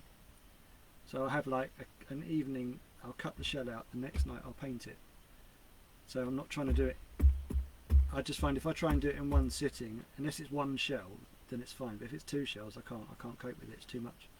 You need concentration, so you need to be able to sit there and calmly cut the shell out and not rush. I'll sit there with the radio on and I'll spend as much time cutting. Well, I'll spend more time cutting than you think. There's no point drawing it as accurately as possible if you're just going to go all slapdash with a knife. There's no point at all. If you're going to cut it properly to give you the finish you're after.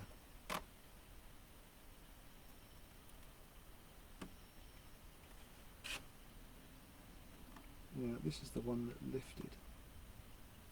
I say it lifted, I lifted it.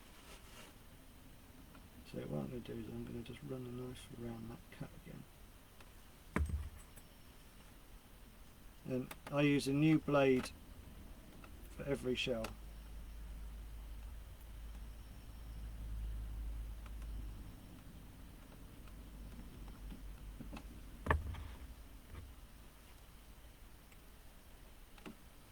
So here's my box of, oh, I must have bought these from an art shop. There's my number, what do I number? I use number 11s. They're my favourites. So that's before, and that's after. So there's, each point is a body shell. So there's quite a few in there, and I only started saving them this year. So there's probably about 180 in there, 190.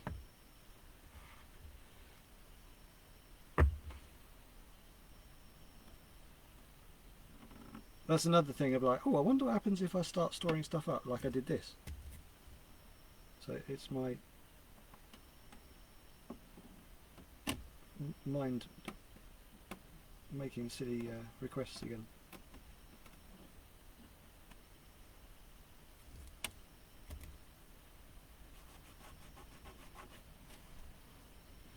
Right, so I've got to redo that bit.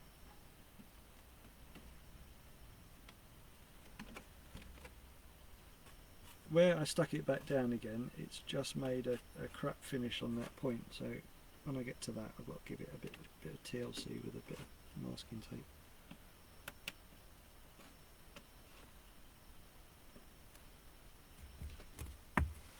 I want to sit back a little bit because I'm getting backache. So you can see that I'm sitting at a draftsman's chair.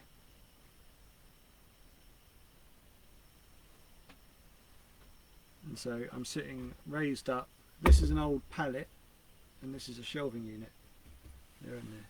And then so this is a shelf, and then everything's screwed to a top shelf panel, and then my computer's over to the right.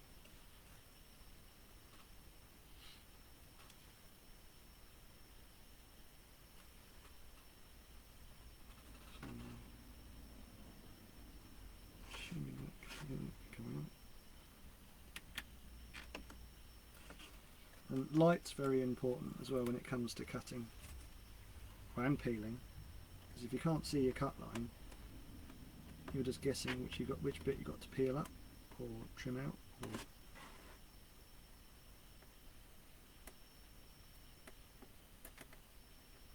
I used to find I used to cut the shells at a certain time of day, leaning against a certain table because the light would come over my shoulder and I could see exactly what I was doing. It's like someone has puts a torch light through all the little cuts you make, so it's like running a little light through it. So all the little cut lines show up, and so I then realised that light was quite important. So then I mucked about and I found that a dark surface and a bright light above means all your cut lines, all of a sudden at the right angle, they just absolutely pop like someone's just stuck an LED through it. So making sure you've got the right sort of light is very handy for doing solid, consistent work. It's like, I'm not going to be as cheesy and say as night as day, but it's pretty when you hit it right and you get the light right, you're like, wow, and it really does make it much easier.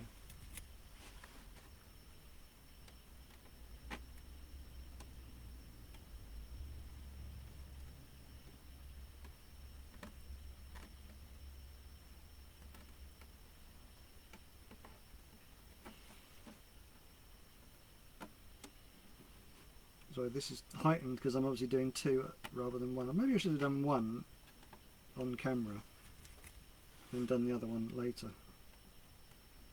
But I'll start it now.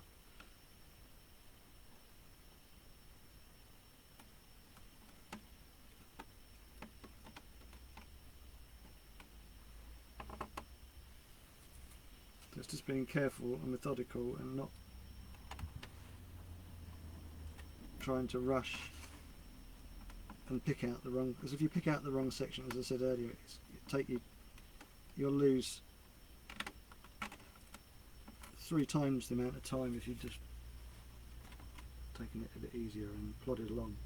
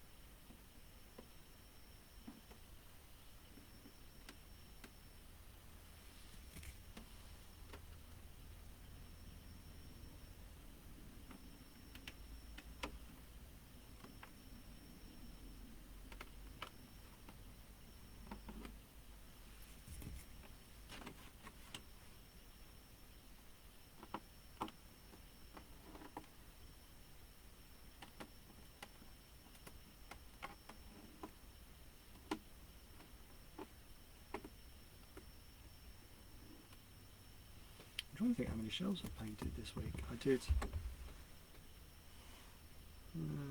a fronty on last Sunday night. I was watching the last of the touring cars. So it was a fronty. I then did a touring car on a Monday night. I did a touring car on a Tuesday night. I then did Ferrari. What did I do? Another.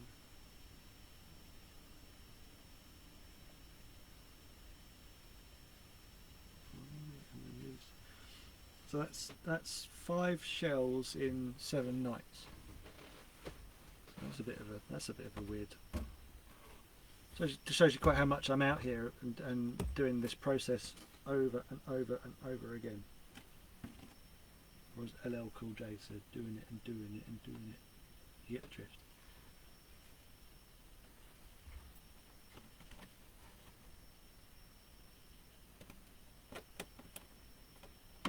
I'll put my headphones back on in a minute because I'm trying to be funny and I'm not.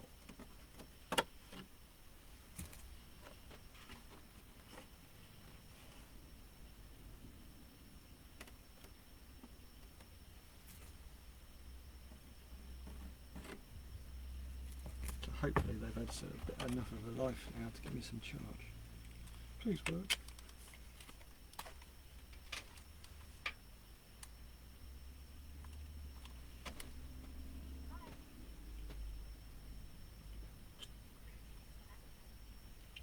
good. That's connected. That's working. Right, so if I play.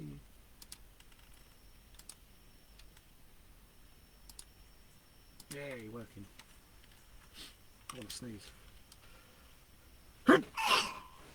Achoo. Right, so now, that's way loud. Right, I'll turn that down. We are going to do. Oh, Scott sending me a picture of his snow. Blimey, it's snowing.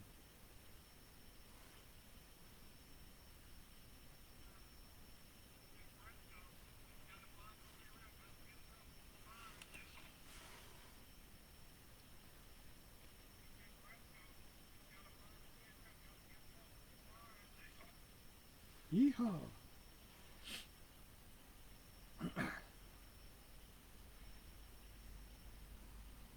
Really should screen grab my. I've got them on my phone somewhere, but I've got so many photos of cars on my phone. It's just easier to go to the person I'm painting for. So now we've now got to do. Let's go back to the actual proper. I'm on the wrong picture. There we are. I'm going to see you've got the darker orange into yellow.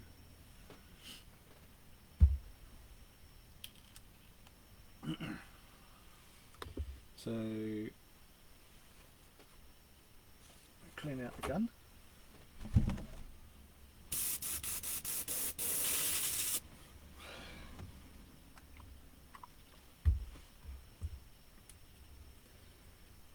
Now there's two ways of doing this. You can do the bright colour first and then do the darker shading after, but it sometimes changes the tone of it. So I'm going to do the darker, well, it's brighter, so to speak, but it's actually the shading colour. They make no sense, I know.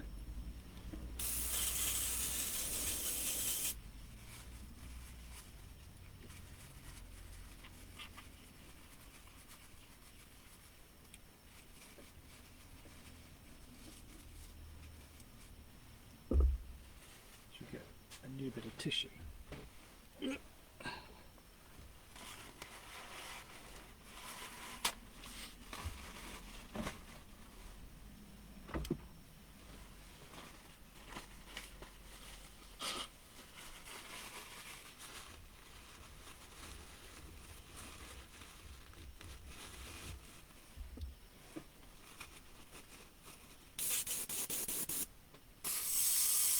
So you're just basically looking to make sure you've got the last of that colour out. Obviously the paintbrush has still got some on there as well. See, under this palette I have a cardboard box full of old carpet, and so I just spray into that.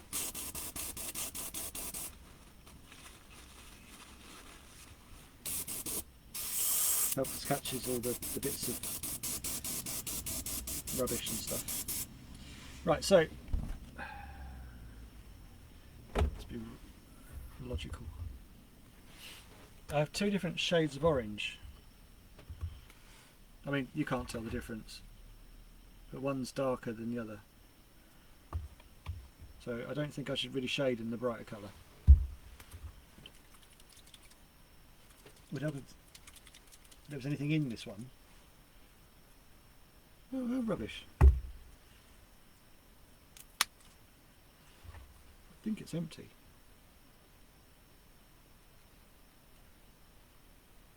The one thing about the Hobbynox boxes, the bottles, they weigh they're so firm you can't squidge them.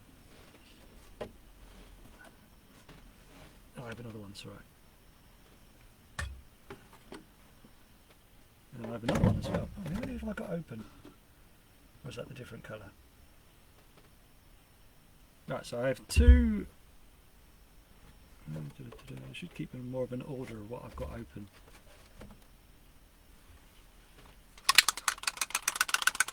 think that might just be a whacking great marble and nothing else in it.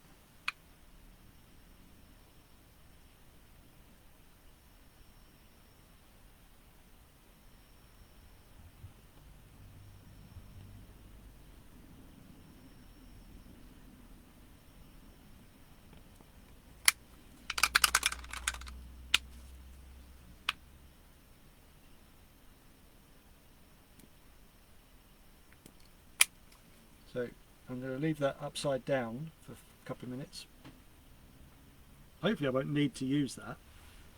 There should be enough in here. Now, with neon colours, shading wise, it's a bitch.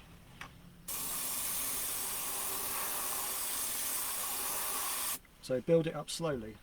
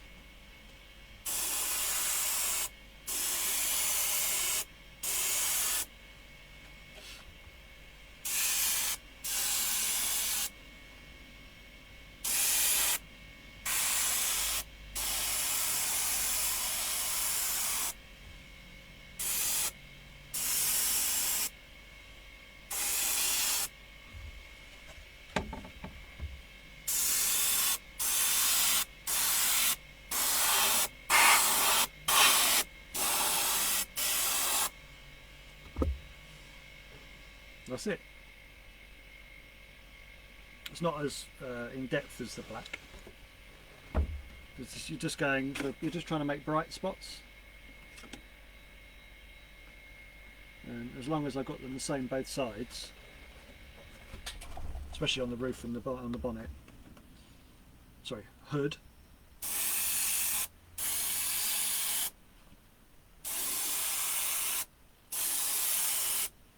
You're just making sure you don't stop suddenly. If you stop suddenly, you then get a build-up of paint. So I found it's best to just to sod it and just go with it.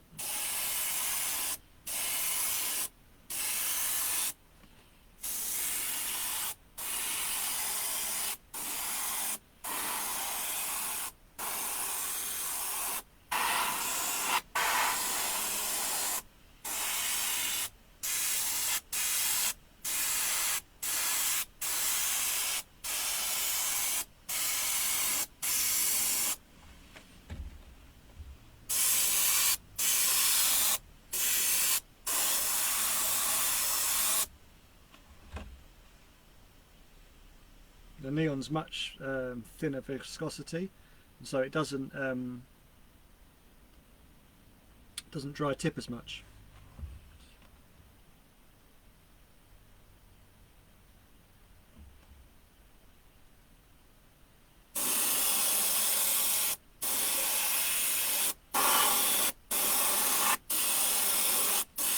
Yeah, I must be the only person that streams that tells people to turn me off.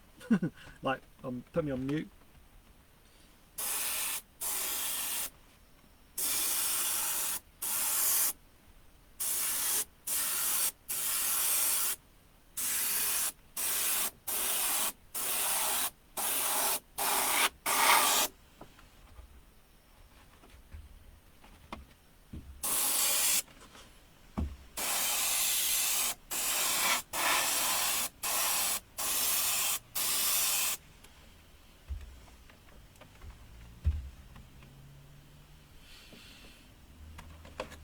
So in theory that should be enough now for the yellow. I can remember it's, I'll double check, I'm sure it's yellow.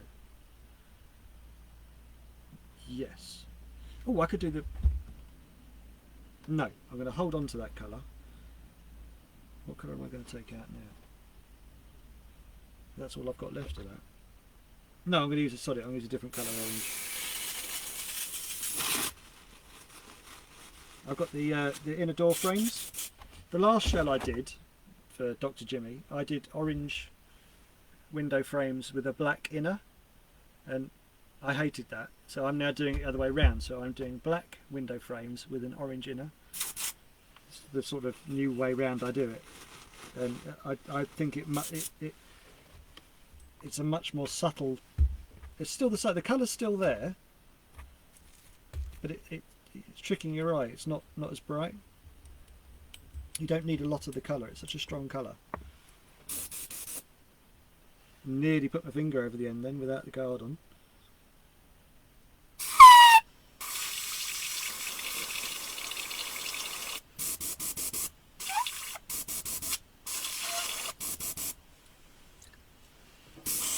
And neons are much easier to clean the colours out of as well. That's it.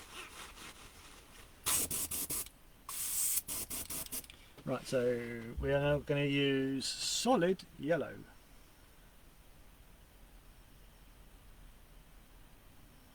Oh, look at that! It's got my name on the price tag.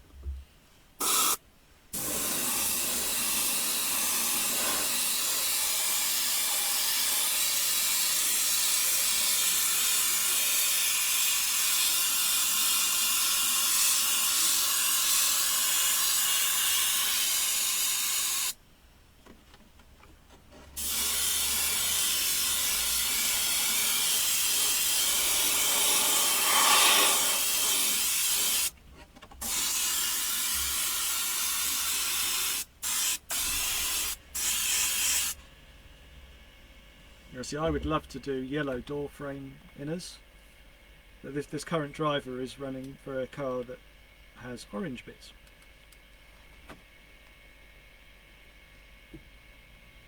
So this will tone down massively when the overspray is off and it's...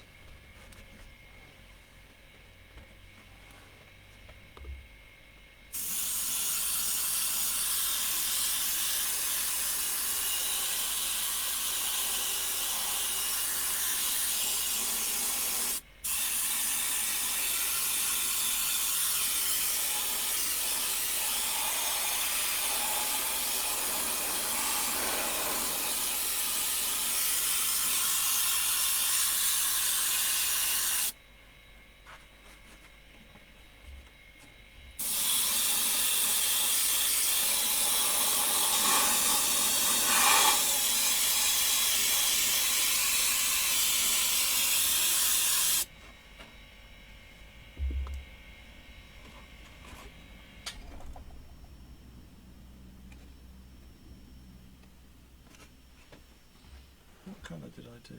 I did the pinstripe all in chrome. That'll tone it down as well.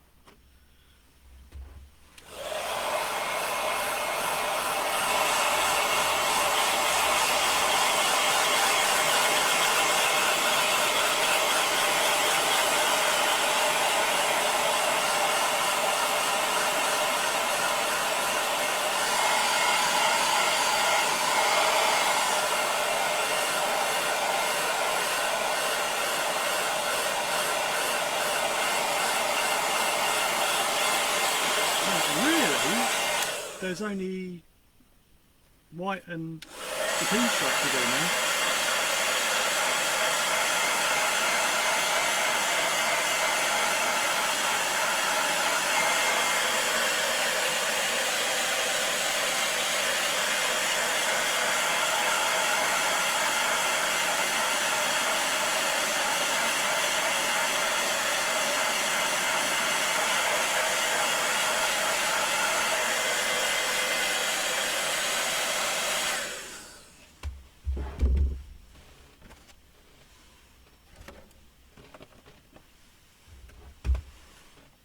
Hi Mark.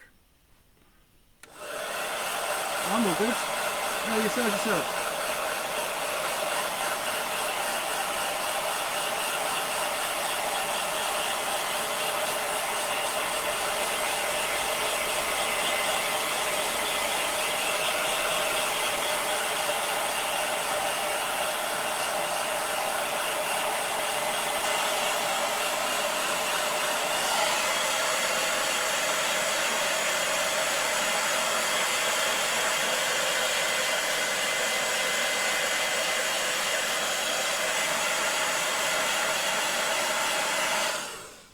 Obviously when this has just come off the hairdryer, you've got to let it cool down for a couple of seconds.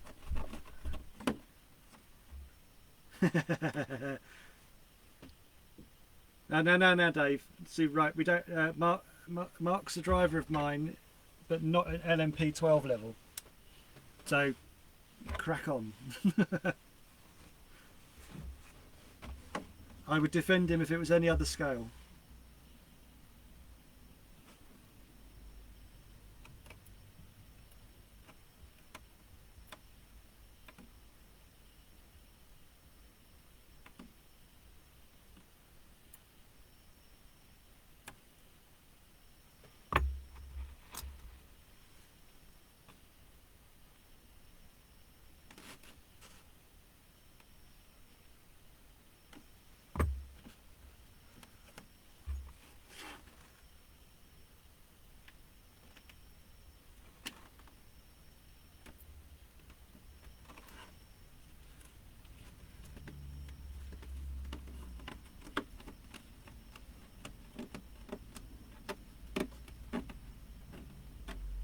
This is where you've got to trust your pinstripes.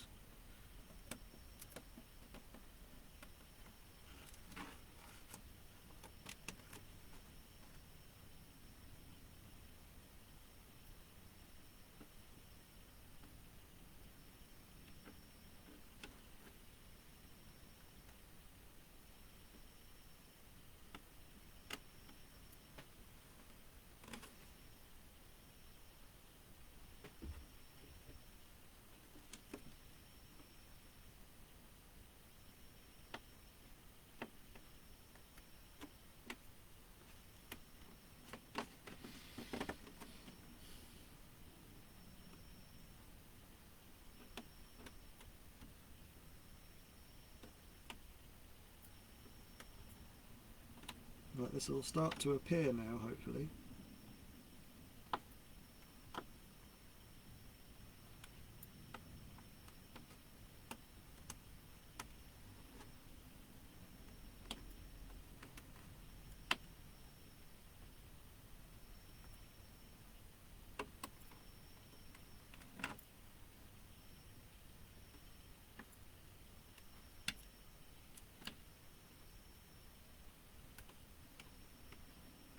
See, I'm not picking at the very end, I'm trying to pick a bit further back and then pulling away from the point.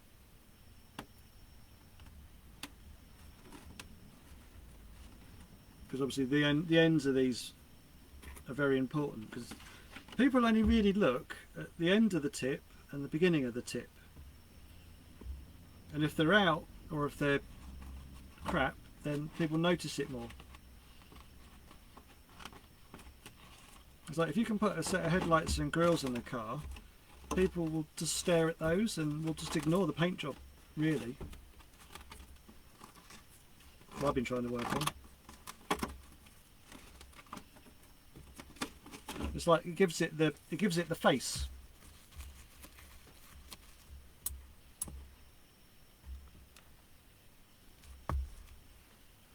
Oh blimey, I can't think of a worse job watching paint dry or truing LMP 12 tyres.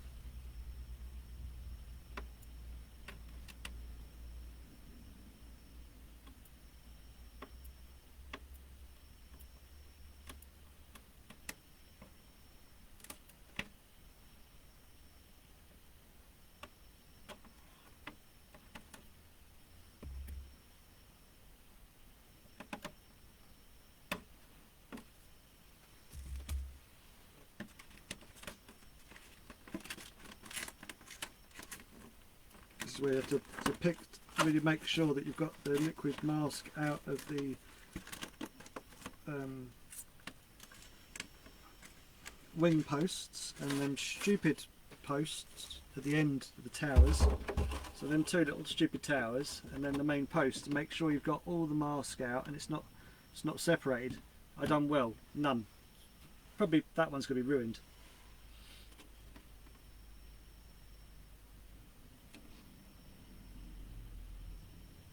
Well, when I had a little truer, I had the little, and then I got a better one, and then it blew up. And then I gave up LMP12, and 12th scale. I went back to 10th scale rubber tyres. I asked forgiveness of all my friends.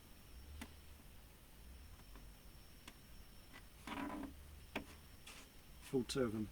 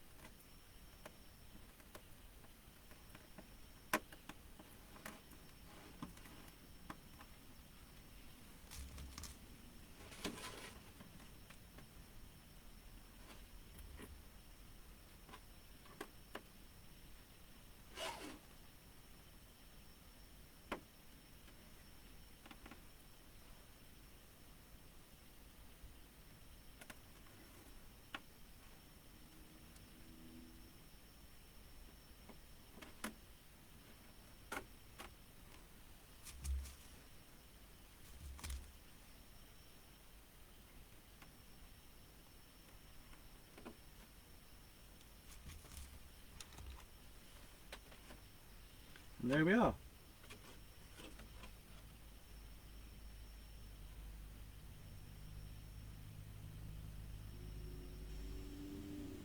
Dave, I didn't say I know everything on a touring car. Far from it. Far from it.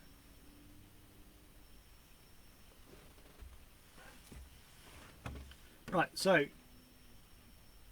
in theory, it's white and then pinstripes on this one.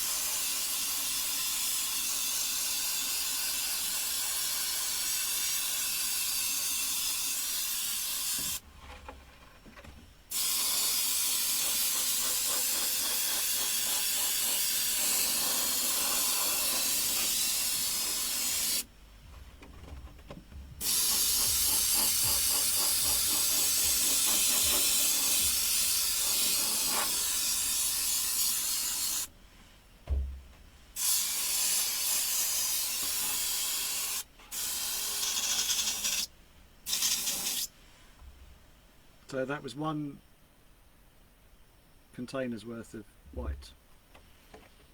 Right, have I missed anything?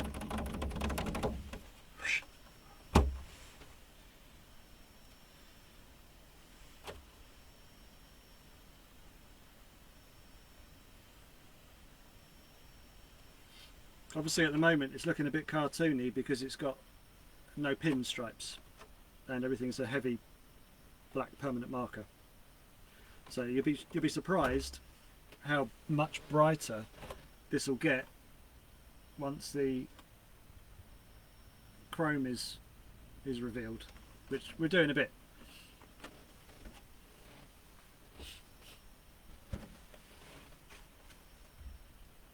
That's looking really good. Bear in mind I've been talking bollocks and not really concentrating.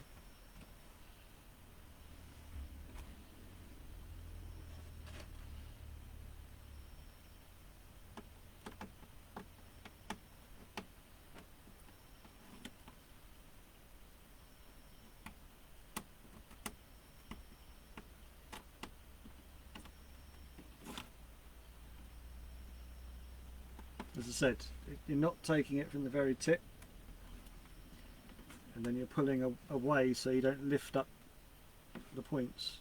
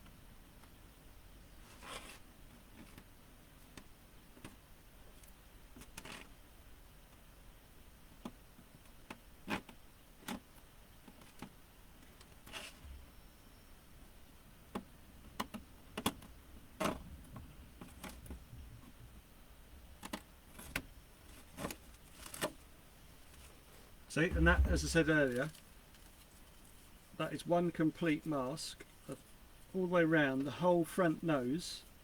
You can see the grille, the lights. There's a headlight. There's another headlight. It's like Silence of the Lambs, isn't it? That's when you know you've done well, because you're not counter crossing and upsetting all the different lines with it, because it's all one piece.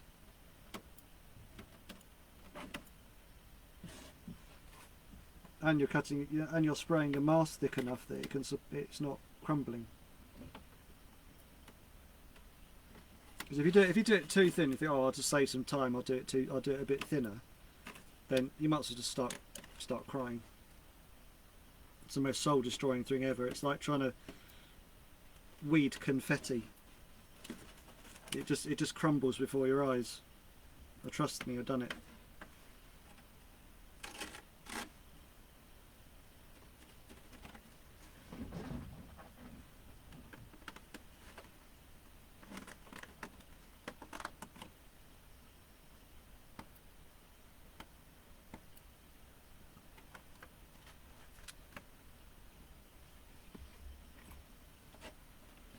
And then there was a time I found out that liquid mask doesn't like rattle can chrome. But it happened to be on a batch of 10 shells I found that out. after I'd finished them. Because obviously the first thing I used to do was the pinstripes, and so I did all the rattle can chrome, did all the pinstripes, went to do the next section, and the metals, the rattle can chrome had melted all the cut lines shut on the rest of the design. So I had to then go and recut 10 whole shells following the lines I'd already done, trying not to be too thick, because I couldn't afford to replace them if I'd screwed it up. So that was a fun 2 nights. It worked out alright, but it could have been a whole lot more fun.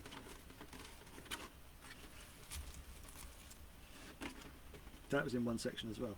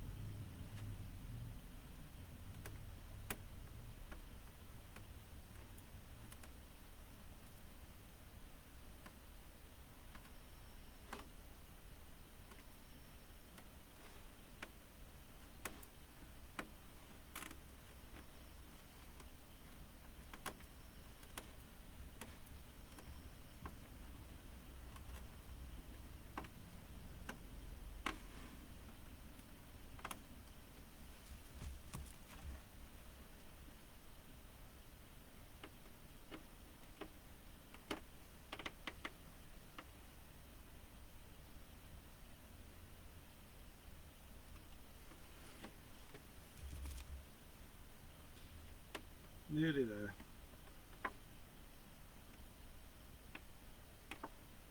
Actually, I've made very good time. I mean, it's just coming up to 3 hours. Now bear in mind I've spent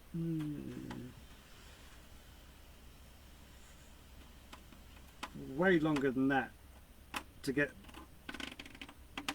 them on camera. I mean, I'd masked them, drew them, cut them,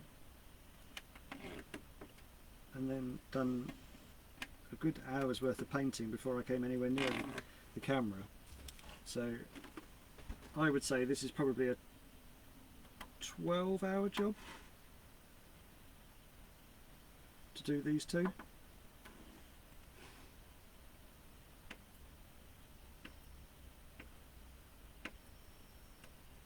But just make sure you've got your concentrating glasses on when you're doing your cutting. Or do it on a separate sitting.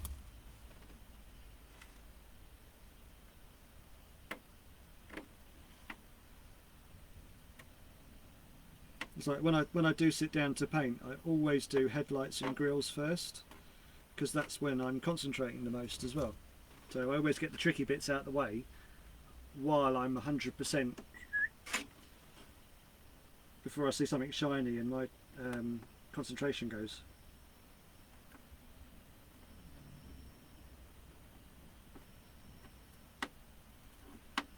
What I do every so often, I do catch myself when I'm cutting out shells. I'll catch myself, then I'll be on Facebook, and I'm like, how the hell did I do that? And I just consciously put the knife down and started looking on Facebook, and just because I need a couple of seconds to concentrate, to get my concentration back. There's no point cutting when you're not all there. Ta-da! It's going to look wicked. That's going to look so cool, that. Because the last ones, it was more like a yellow, orange, orange, yellow. This is much more blended in.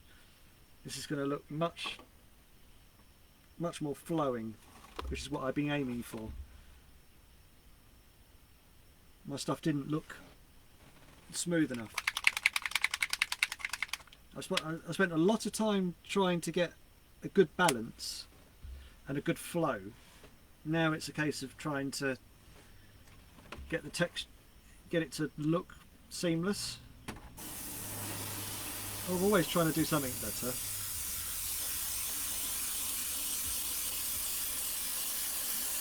If I ever do the perfect shell, I'll stop painting.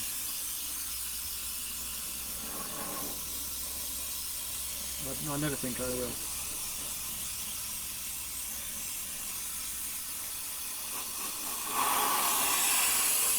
You always think, oh, I'll do this bit, I'll do that. Oh, when the next one I do it, I'll do this differently, or I'll do that differently. And then you're, it's like me, doing 220 shells a year.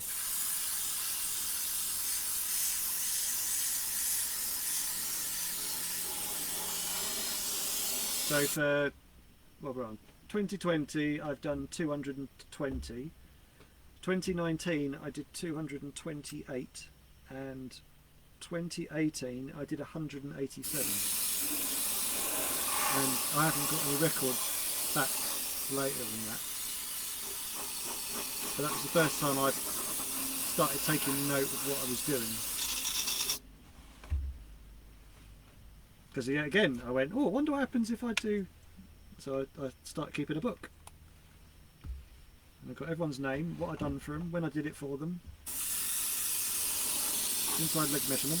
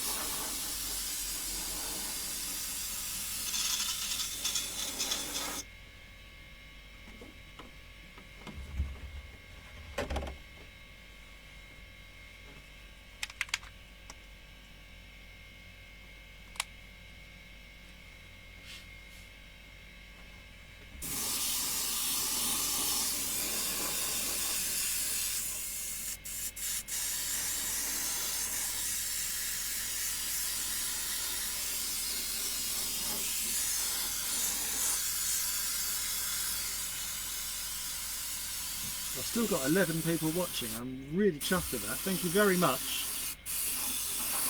I would normally start a stream with 11 people. I normally finish with about 3, 2. So to have 11 people watching is awesome. Thank you.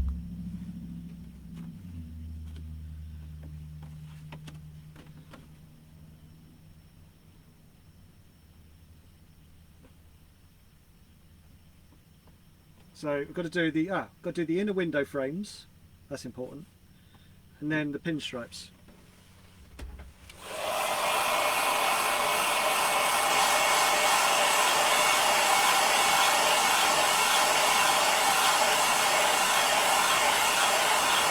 The inner window frames will lift this massively.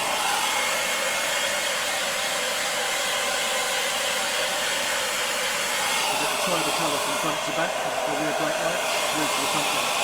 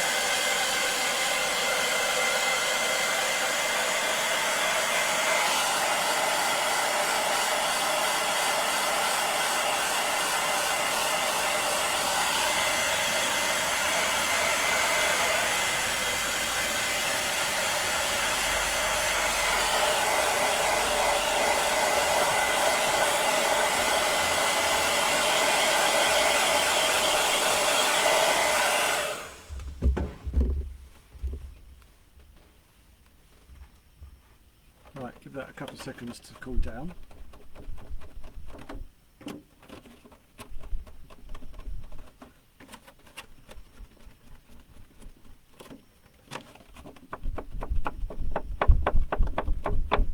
Because the liquid mask won't lift at all when it's warm, it'll just stretch and cause you like massive headache getting it to lift off.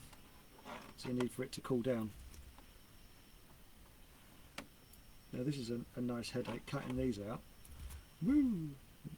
It's the first thing I do when I start cutting a shell is I cut out these window frame inners.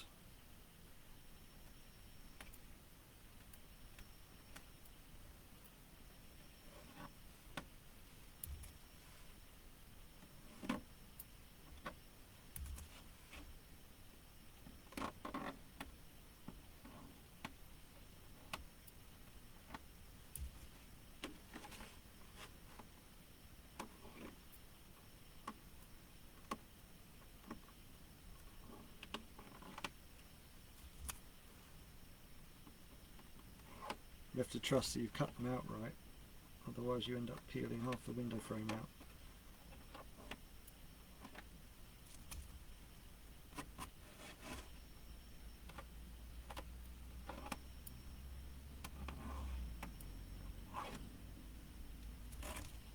There we are. So each one of those lines has been hand cut. So I've cut all those with my eyes, no straight edges or... So that's the inner frame of the window. So you've got the traditional bit that you'd used to cut out, and then a secondary inner frame all the way round. So I just thought it just looked smart, but it's an absolute, it triples the amount of time it takes to cut window frames.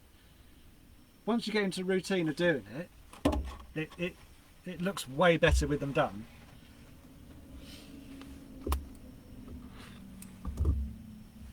I've just got to figure out what colour to do, because the shell's got orange headlights and orange brake lights, and then it's got quite a lot of orange in this yellow. And I'm thinking of doing yellow, but I know that the driver has orange, because it will make the orange. If I do orange window frames, it will make the orange stand out. Whereas if I did yellow, it'd make the yellow, which is not the more obvious colour. But I think I'm going to get told off if I do yellow. So I'd love to do yellow, but I'm going to go safe and go orange. I'm going to wuss out.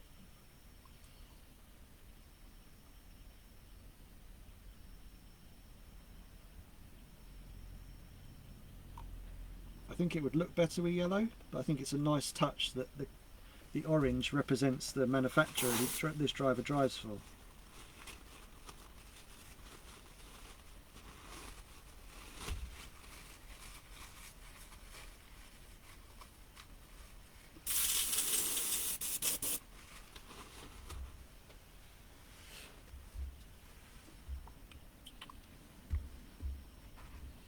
That's a trick I do with picture framing. You do, if there's no colours that are being picked out, you do a white outer edge, a bright inner lip, maybe 4 or 5 mil thick, then the artwork, and it ties it in lovely. You just have a little bit of colour and then everything else bland. And the customer, your eye in general, is drawn to the bright colour. Whereas if it was all that colour, it would look over the top. So another term I use a lot is less is more.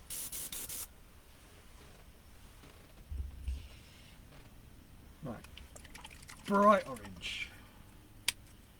Well, that's brand new. I'm not using that one. Yeah, that's one I've already opened.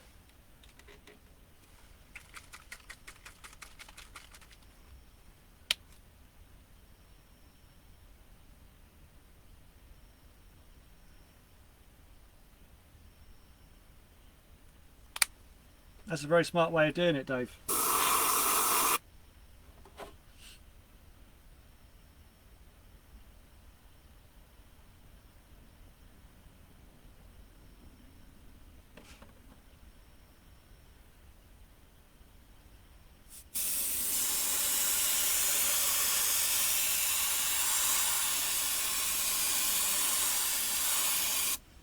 So yeah, again, neon, you have to build neon up slowly. And try and keep it off the white that you've already laid down. If you build it up too thick, it will turn the colour of the, it will turn the white. So you have to be careful.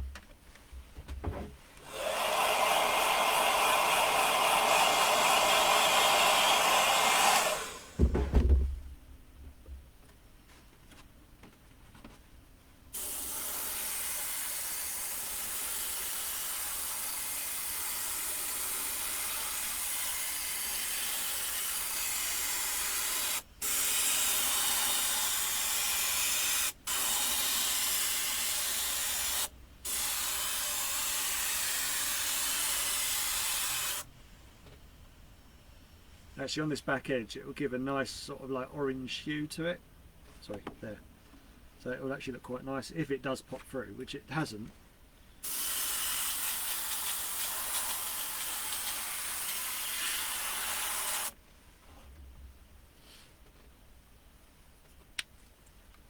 I'm using quite a weak. It's not the same shade of orange as I used on the rest of it, so it's a weaker orange.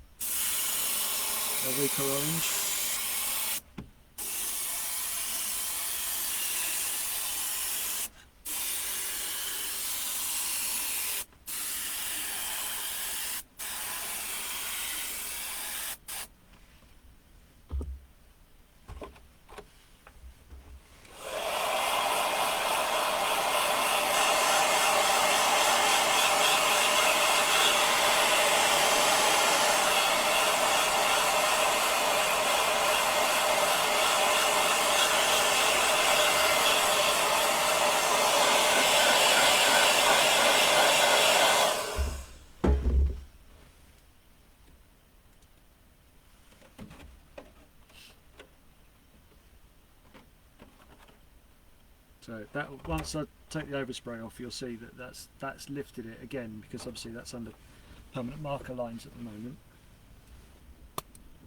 So just back that with white and then move on to the other one.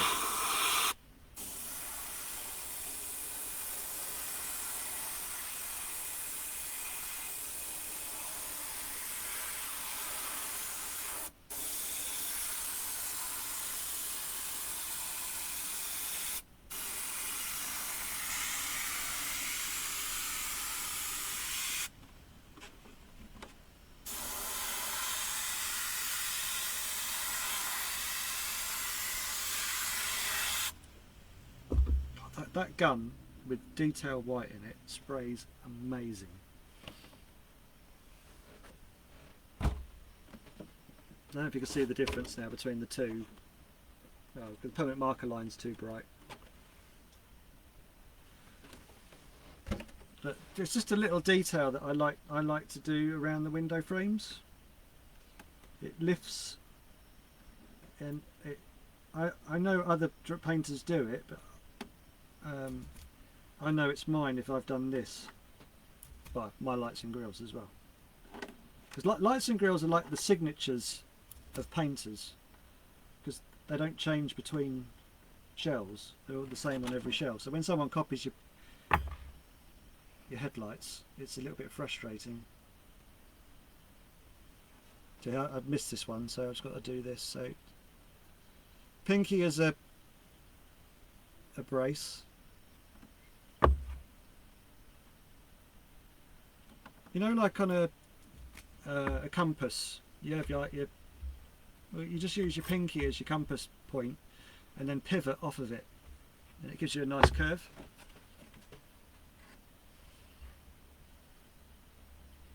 And don't look where the knife is, look where the knife's going. I've heard that's also how the top RC drivers don't actually look at the car, they're looking ahead of it. Whereas I can't even focus on my car.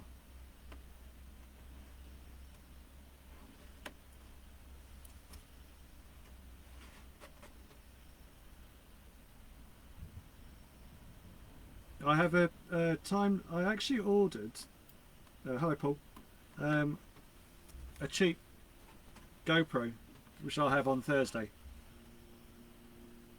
But I thought I'd just torment everyone by going live.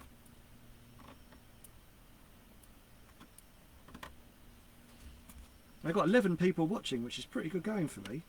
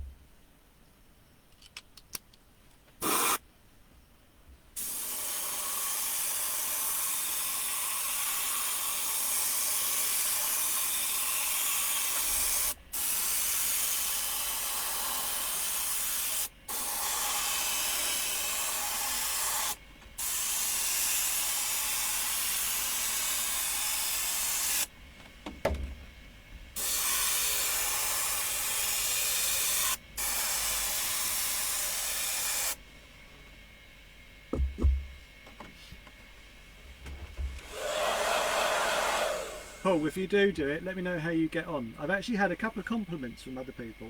They've gone, my God, you've made this look really easy. It's not. I said, thank you very much.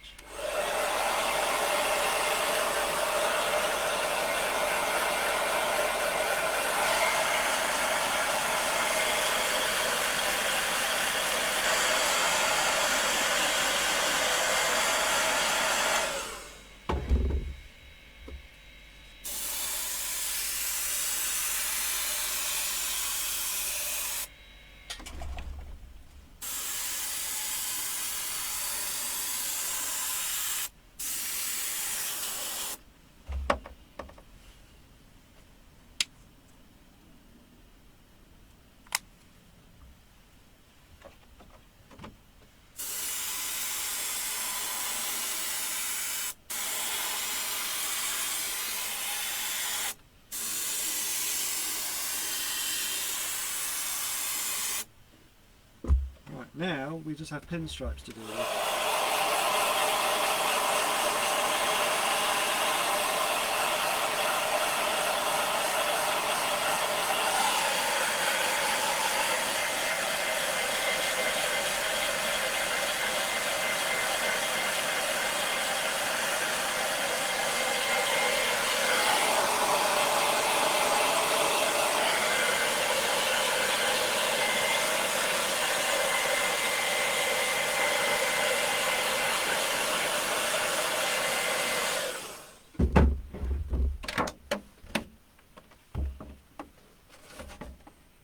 So I'll leave that one to cool down for a second.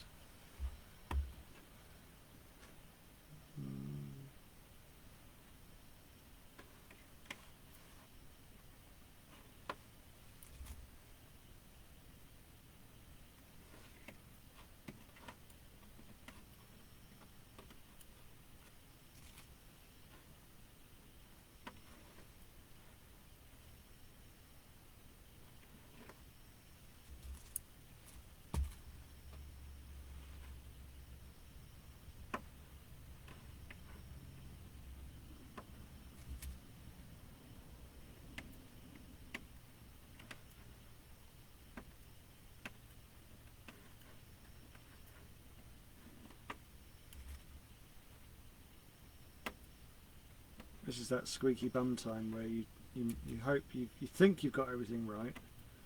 You're just hoping that it doesn't, one, pull up a bit of mask, or two, you realise you forgot a bit.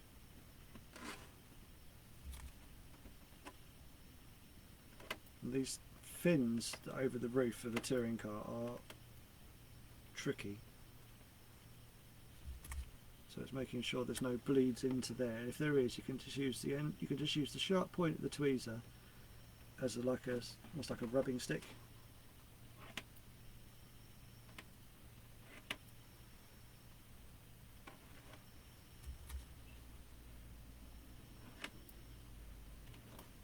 It's like going with you're trying to pull the mask with the grain, or the curve even. Grain, not tree, is it?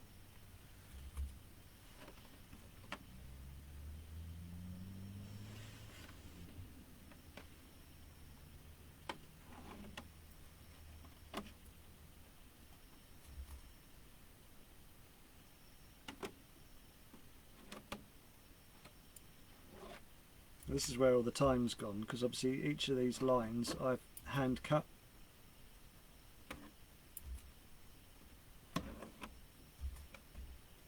And you cut one side of it, and then you've got to do an even border around to the other side, and then match it from one side of the car to the other.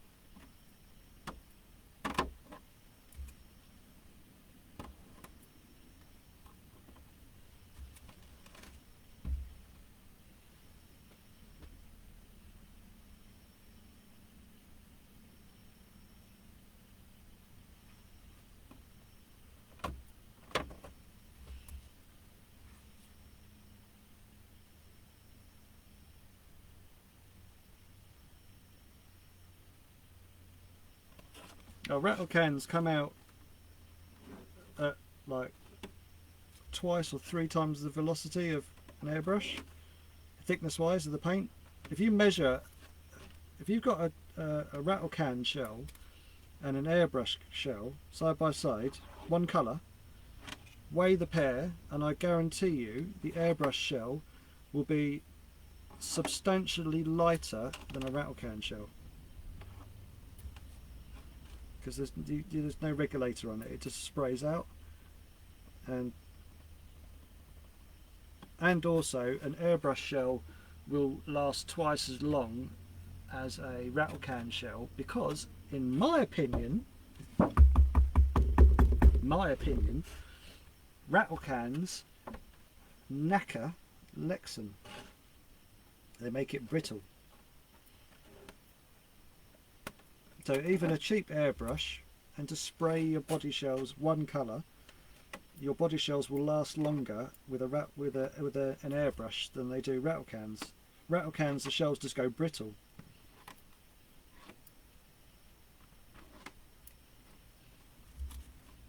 I have used airbrush shells for many years, and I had a, where was I going to? I was going to Eastbourne, and I wanted to try a blah blah blah blah or remount or something like that, and so I sprayed a rattle can at the track, clipped a barrier or clipped a curb and split. No, at Eastbourne, because there's grass between the verge is grass, and I jumped the curb as I normally did, ran a little bit wide, and then ran off onto the grass.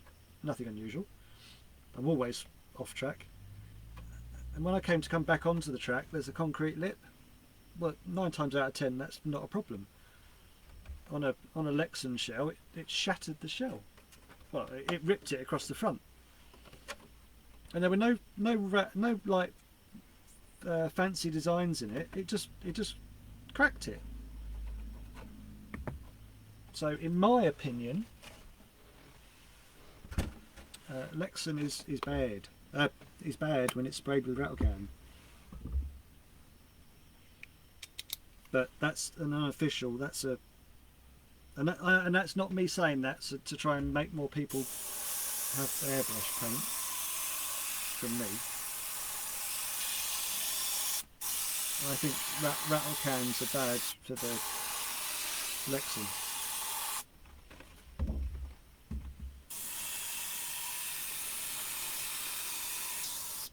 And they're heavy. You could weigh one of my paint jobs against a rattle can, and the rattle can will be heavier. Well, near enough.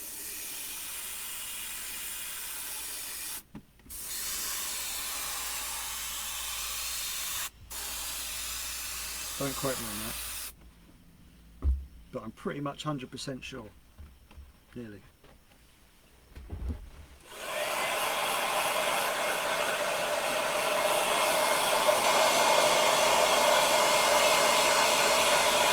See how the window frame now ties in with the door?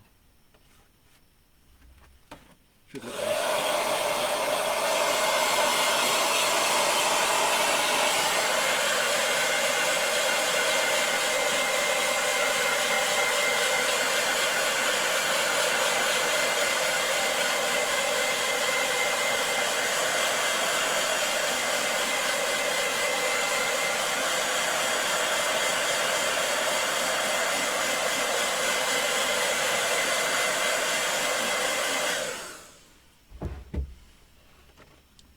People watching. If I was on Twitch still, I'd be shitting myself now, going woo,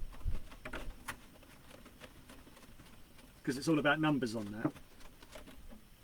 This is just me just being annoying to as many people as possible.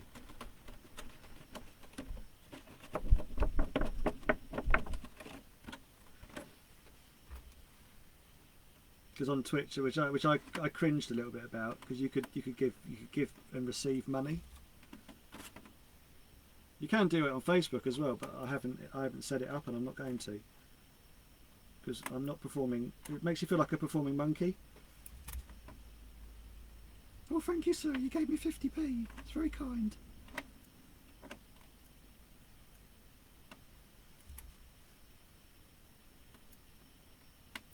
The only thing they didn't tell you is that 50p, Twitch took 30% of it, or something daft like that. And you wouldn't see any money until you got to like 100 quid, which I think at my absolute best I got to 30 quid, and I just gave it up. Well, that was it. If you had an Amazon account, if you have an Amazon account, go have a look. I'm not telling porkies. You can gift a sub to a Twitch, a Twitch person. I can't think of a Twitcher. I can't remember the name of them now. Anyway, and if you've got an Amazon account, you can give a sub to somebody that streams of £5 a month for free, that Amazon will give that person that you subscribe to. But what they don't tell you is that £3 of that goes to someone else, and so at best I think you get £2, £2.50. They take at least half, and then you can't get any money until you've made a lot. But I just didn't agree with the sort of fake. I'm going to sound like a wanker, and I don't mean to be. But oh, thank you very much. You're giving me like £1 or 50p or a sub, or it just makes me cringe a little bit. And then I found myself saying it, so that stopped.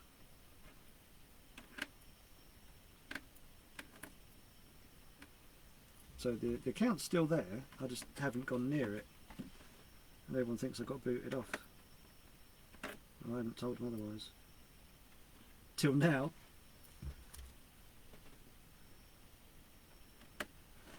So I'm hoping most of you have got me on mute anyway, so I can just prattle on. So it's a good form of cancelling this.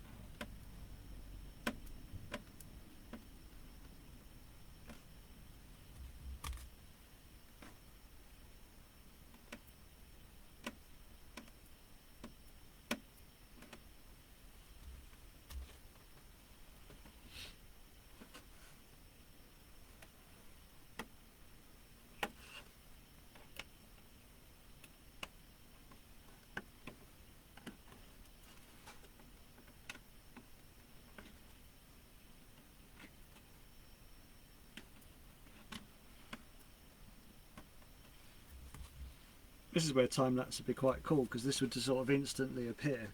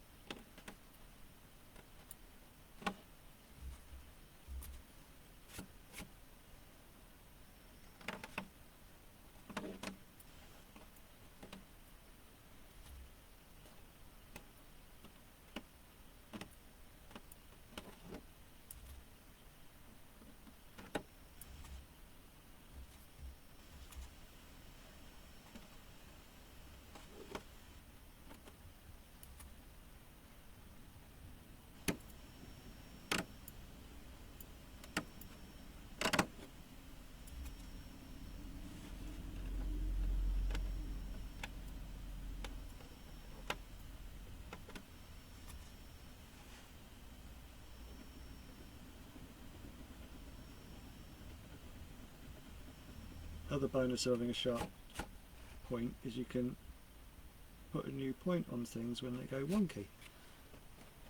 When I was doing that brush stroke thing earlier, you know, in the grey, it's knocked the point off this side, so I've just sort of magically sorted it out.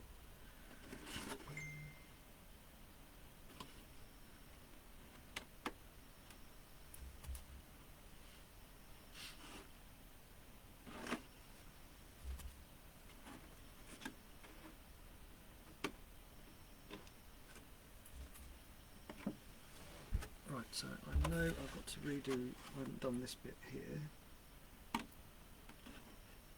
And then we're on to the chrome, which is the stinky bit, and I will put my mask on.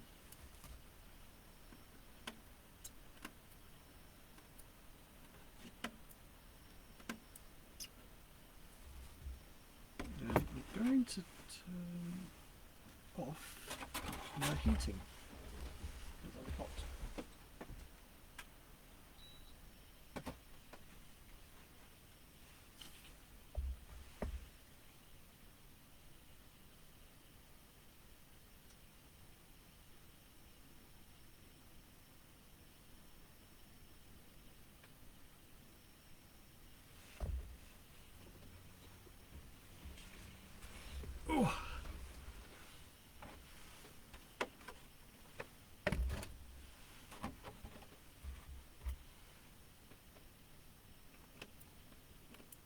do have a time lapse that does how big the liquid mask has got.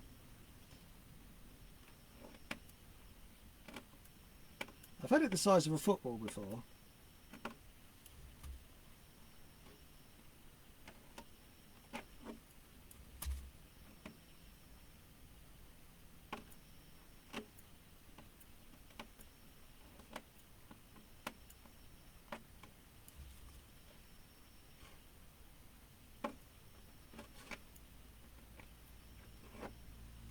Once it gets to this size, you can squidge the bits in with the tweezers.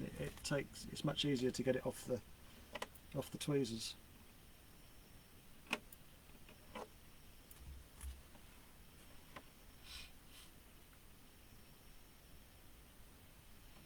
I think we're there. Obviously with the chrome it's the last thing, so I'm just double checking.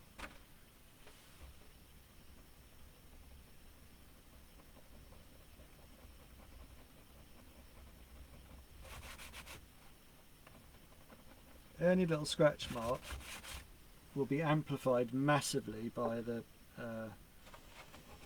mirror chrome. So I'm trying to reduce the amount I use the tweezers to make a point. I think we're there on that one.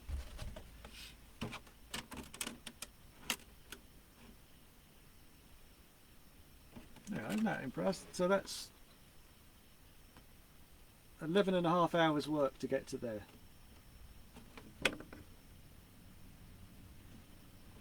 Nearly there. So I'm going to pause the music so I can take my headphones off.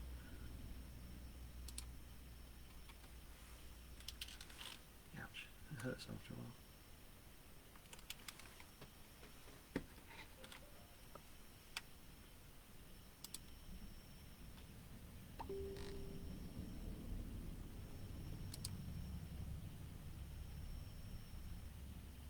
Hopefully, Scott, hopefully it'll just pull the...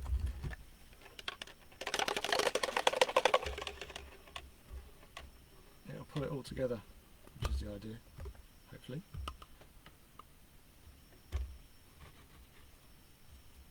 Now, see, everything I've been using up to now is water-based, and so the mirror chrome is solvent, so it stinks. You know, like if you go into a shoe repair shop and you get hit by this like proper stinky glue smell, solvent smell. Well, it's basically that. So mask. First thing I do with my mask is check and make sure there's no spiders in there.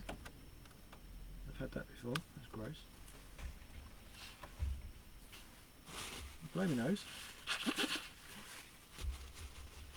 Yes, I did use the same tissue to blow my nose.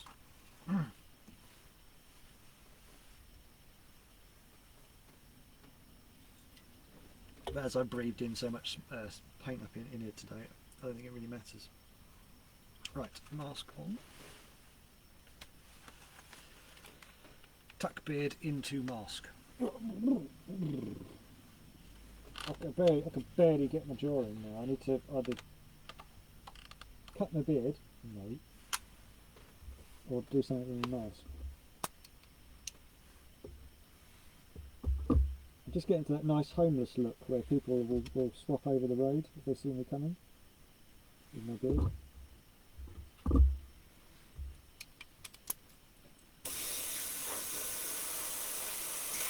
Now, doing solvent, I'm not going to use my nice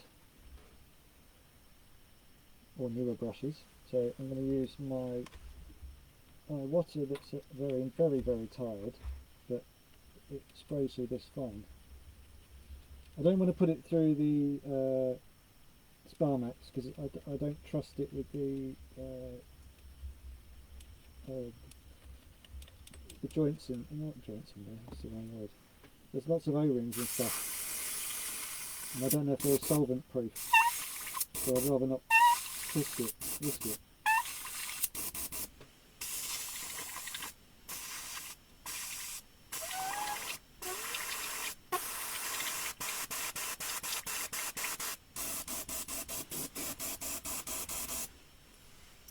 spit cup. Basically the spit cup is a 2 litre bottle of water that I cut the bottom of. And it just sits there, and it's got more mangled as the more crap that goes in it and turns it all these funny angles and shapes. But I kind of like how knackered it is now, and kind of reminds me of me. Right, so mirror chrome. Now, whatever you do, don't spill it. And if you do spill it, don't. But if you do spill it, don't rub it. If it starts to spill, literally pour it off the shell as quick as you can. Or at worst case, dab it with a tissue. If you smudge it, rub it, tickle it, it will rub anything off the shell it's on. Trust me.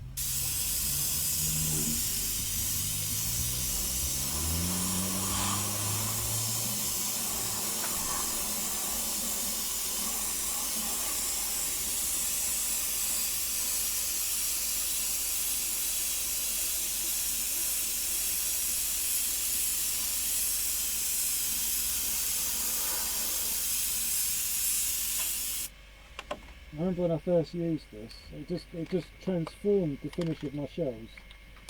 That sort of crappy satin finish you get with the rattle can chromes, not the rattle can chromes, the water-based chromes. But this is as good as the rattle can stuff.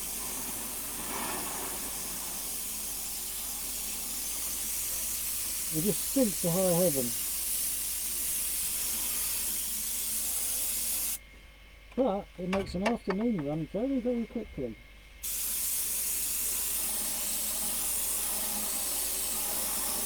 I'm going to take the edge off. What's on this stuff?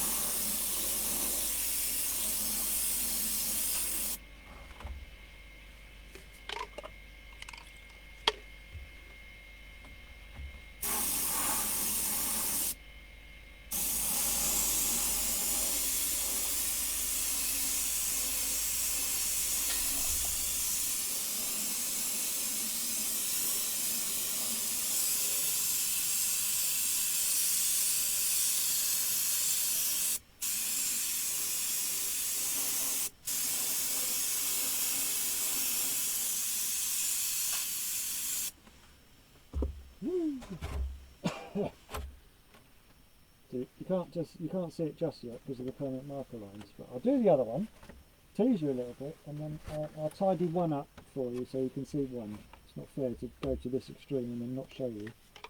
I have to apologise to the owner for taking the overspray off. Because there's 10 people watching still, which is still very good.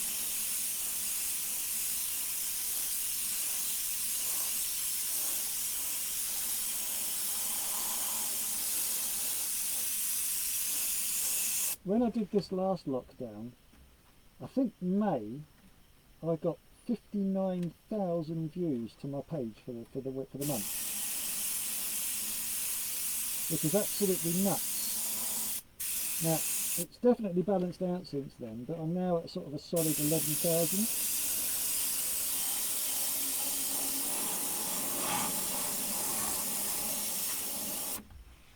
But I wasn't getting numbers like this for live streams.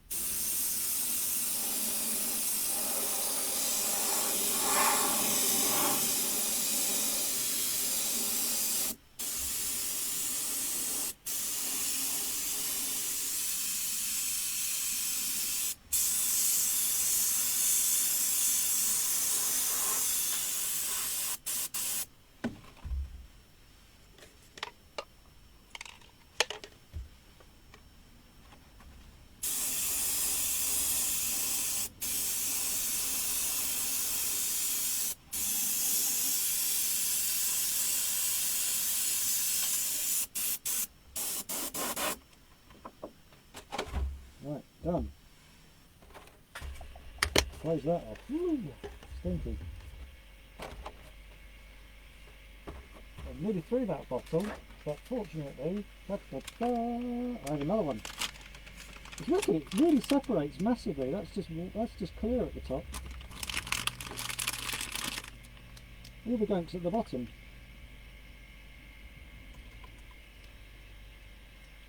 So it really does, it's quite clever how it, if you really mix it up and you use it.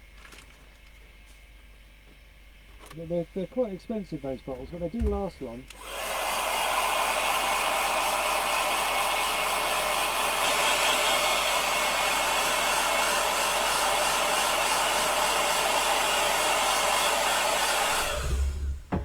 Right, let's get some window frames off, window masks out.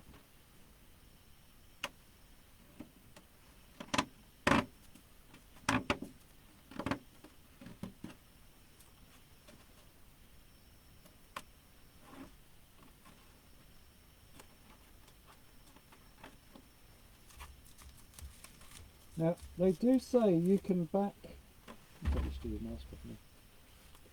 They do say you can back the mirror chrome with a black. Actually, no. If you read it, he recommend. He says you can do it, but he doesn't think it's. You should just leave it. He says that once the shell is on the track, the chrome reflects against the tarmac or the carpet, so you don't need to back it with anything, because there's no point where you're going to be seeing through a light source at the shell. So he's true, it's correct, sorry. And so I haven't, and he says the black, it doesn't really stick, so I haven't ever really applied it.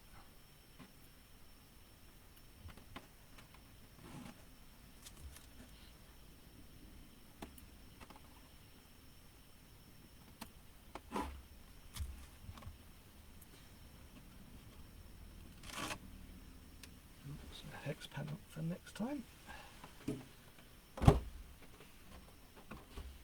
Right, finding a bit of this to pick off is always an arse. It's always the most satisfying bit.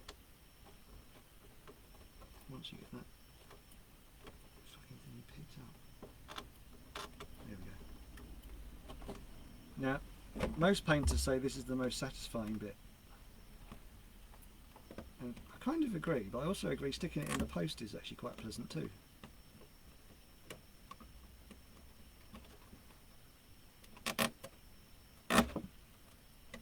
No, walking out the post office when you've done it all, not standing in the queue waiting for them.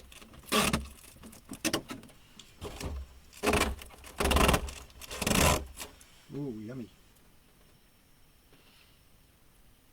And you can kind of see, you can't see, I can see. Because the mirror chrome is so reflective, and this is a bone of contention with the quality of the Lexan, so maybe I should tone down what I'm saying. But it looks matte almost in places because the quality of the Lexan is so poor. I've always said this particular brand of shell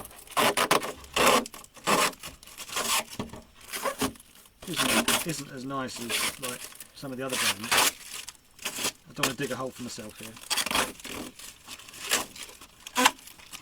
If you hold the shell up to the light, you can see where it's, especially when it's clear to start with, you can see where the Lexan has really struggled, where it's almost melted across the roof. And you can kind of see it in the chrome here, where it's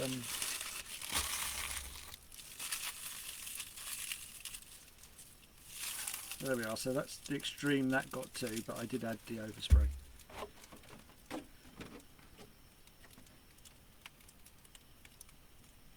There we are. So I'm going to stop talking before I dig myself a massive hole. So you can just make out the purple.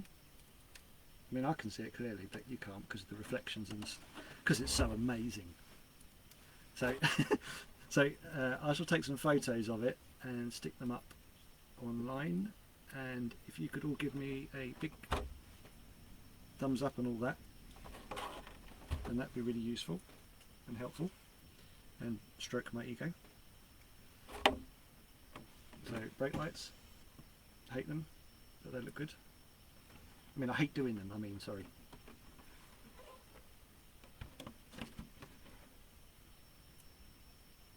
So what I did is I took the front end of a very well-known shell,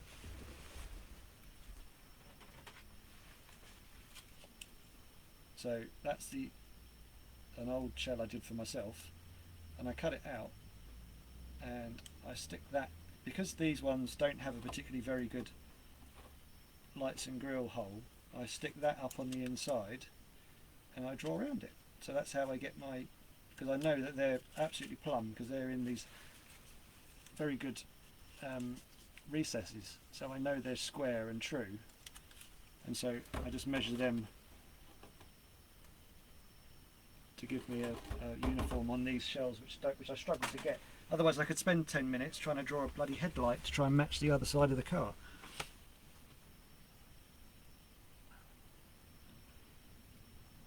Thank you, Paolo. Top.